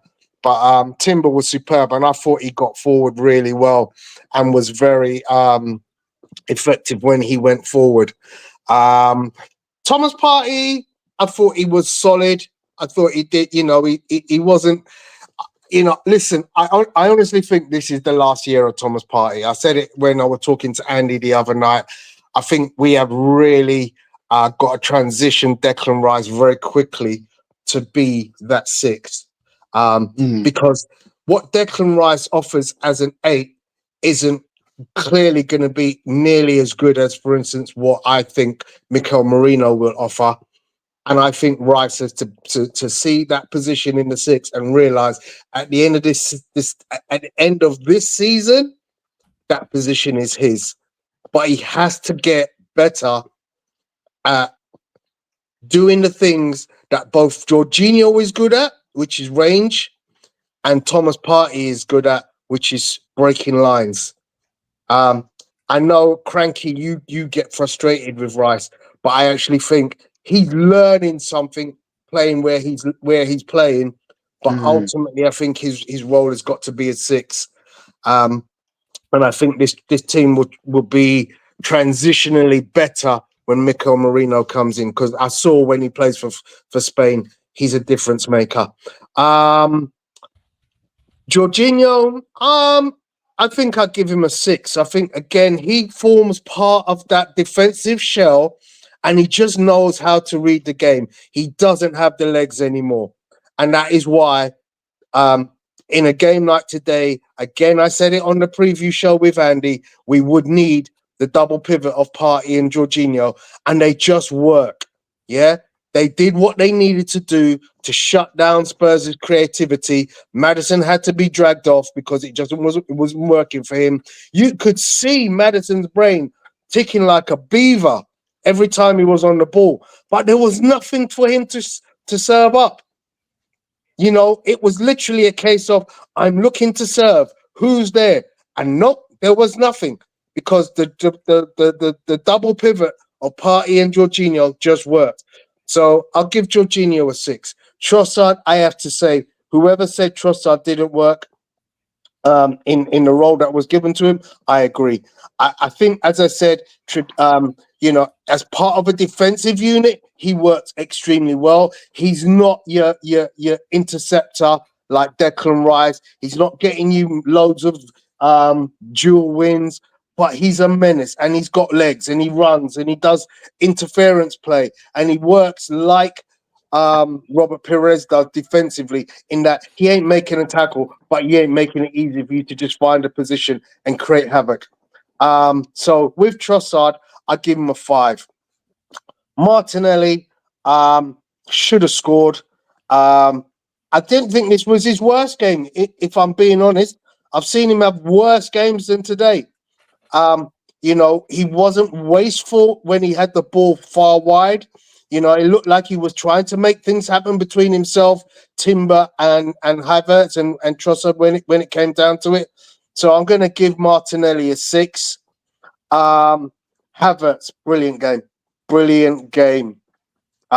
So, you know, everything that was been going of him has just carried on at 8. Saka, I have to give him a 6 because I thought he did defensively again very well, but creatively he, you know, just wasn't quite himself today. He got the And assist. obviously, you know, He got the assist.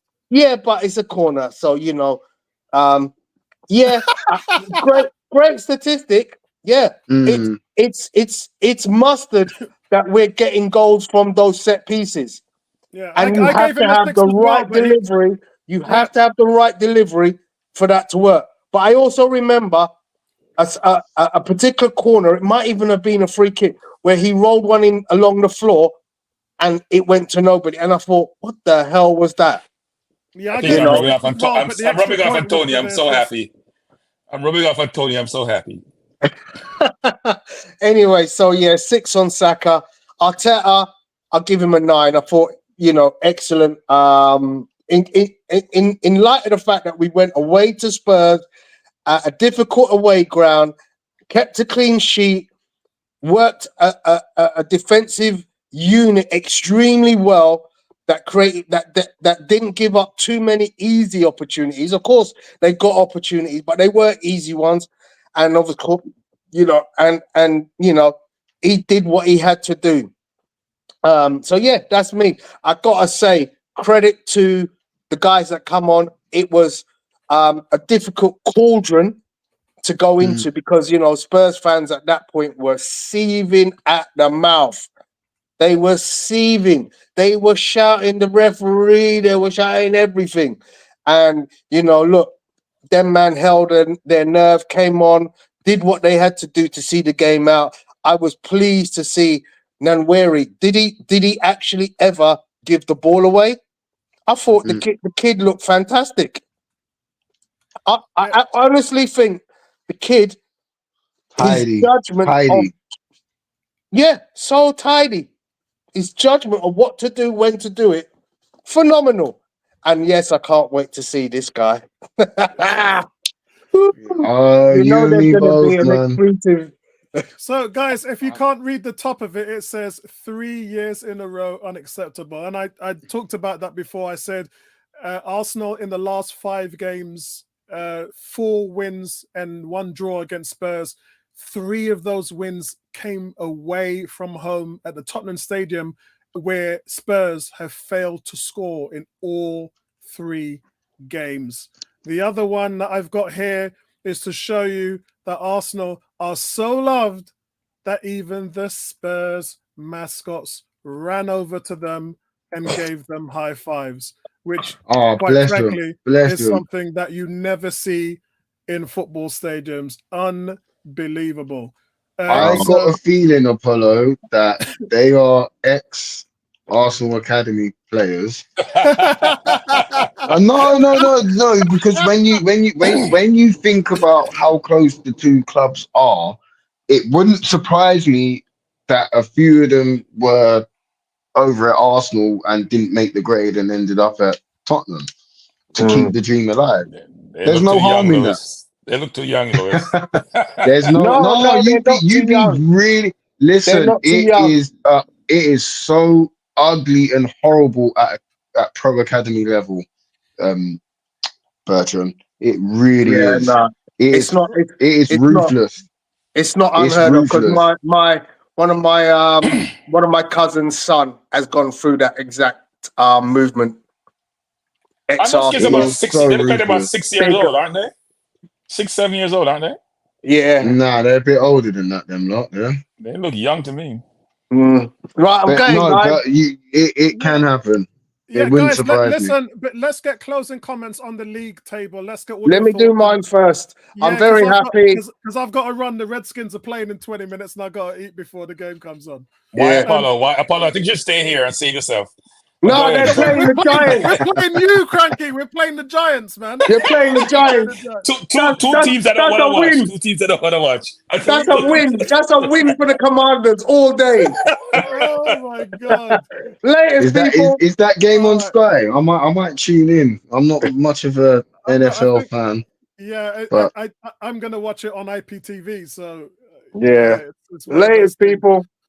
All right, take then, it man. easy. All right, guys, listen. So let's close it down. So, what can I say? It's party time for Arsenal. We've gone there and we've just displayed what we thought we were, which was title contenders. This is what Man City would do. They would take a depleted team away to a rival's ground and not only come away not getting beaten, but win the game. And look, no Zinchenko, no Rice, no Odegaard, no Calafiori, no Tomiyasu, no Mourinho, and Arsenal just get the job done. Absolute fantastic tactics from the manager. And for Arsenal now, guys, this is important. 2024, Arsenal on the road in 11 games have 10 wins and 1 draw. That's incredible, guys. Phenomenal. Incredible. So what's your thoughts, Lewis and Cranky, and then we can close it down. It went the way, well, it was never going to be an easy game, especially when you're playing your local rivals, but every member of the squad stood up and was counted for today, and that's what you need. It breeds a whole load of confidence and into the team in believing that, do you know what? Certain players aren't here today, but someone else can step in. It may not be the same job, but there's many ways of getting the job done. And that's what we showed today. And for the Spurs fan that predicted that Arsenal were going to concede 5, we have the meanest defense over the last year and a half. So where that assumption come from, I don't know. But That's incredible. I'm just really happy. That was Andy in our preview yesterday. And that's incredible. When you think in the first 4 months of 2024 calendar's year, Arsenal surrendered just 4 goals in the Premier League in 4 months. That and for one guy to say, yeah, we're going to score 5 against you today. I mean, come on, that's just Arsenalite, man. Just be realistic about it. Cranky, what's your thoughts? So a couple of thoughts. Second, Lewis's view, which is when you're the best defense last year, gave about 22 goals, and you have gotten stronger with Calafiori addition and Timber's addition, because Timber was hurt last year, then you're going to be very, very hard to beat. That's the first thing. So I have to give credit to Arteta and Edu for, if we think about where we were 3-4 years ago in terms of the talent we have now, we're now, unlike a Man U who bought a lot of players for a lot of money, but still came with a great team on the field. We have 2 of our best, maybe 3 of our best players out of the team, and we still played well enough against Spurs to get the outcome that we're looking for, even though I do have some what we call a negative view on some of Arteta's changes, but he and I will never get agreement on that.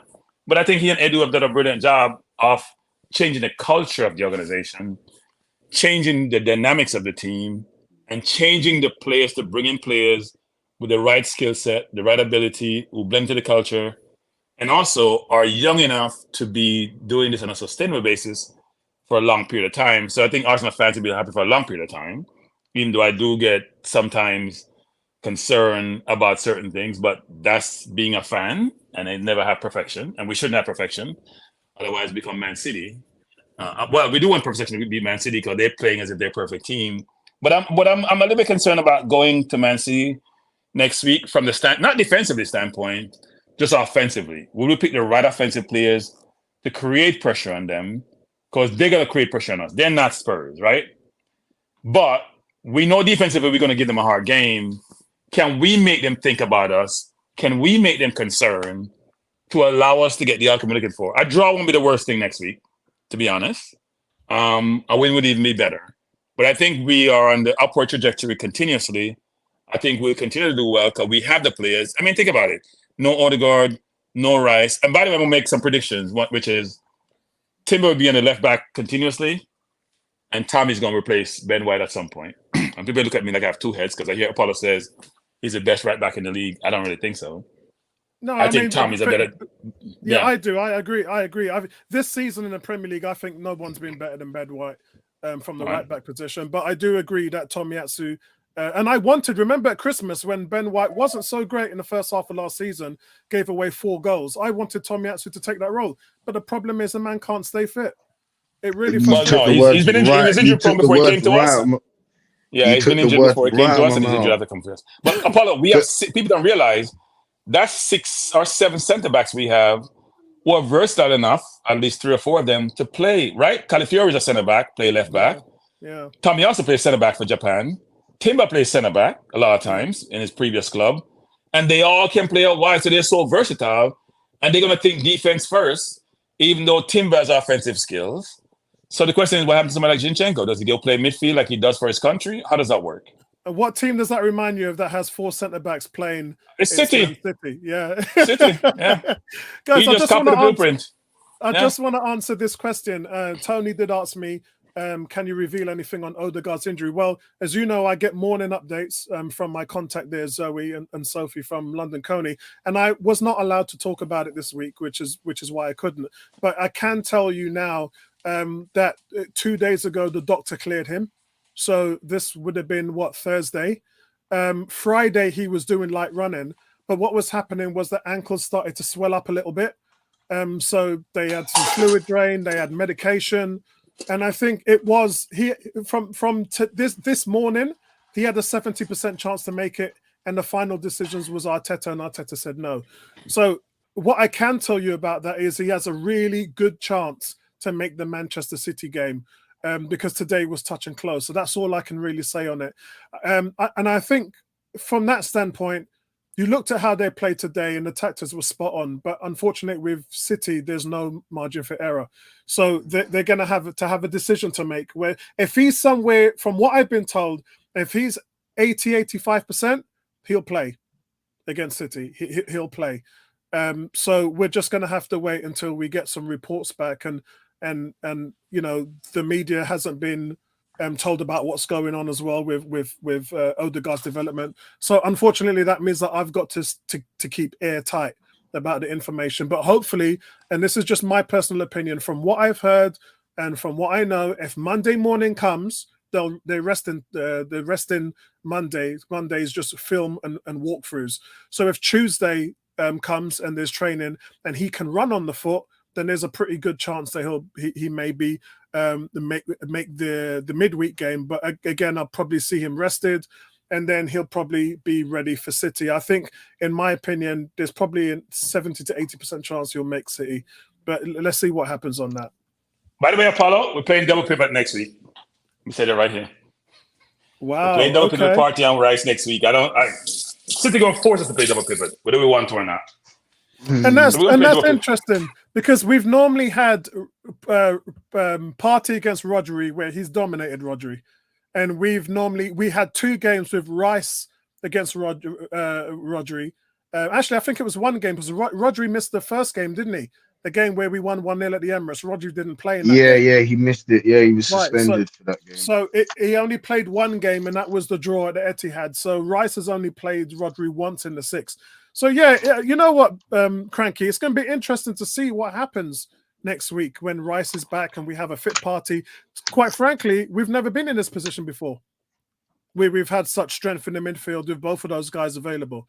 So yeah, I'll be interested to see what they do and whether they're going to be willing to disrupt their normal passage of play.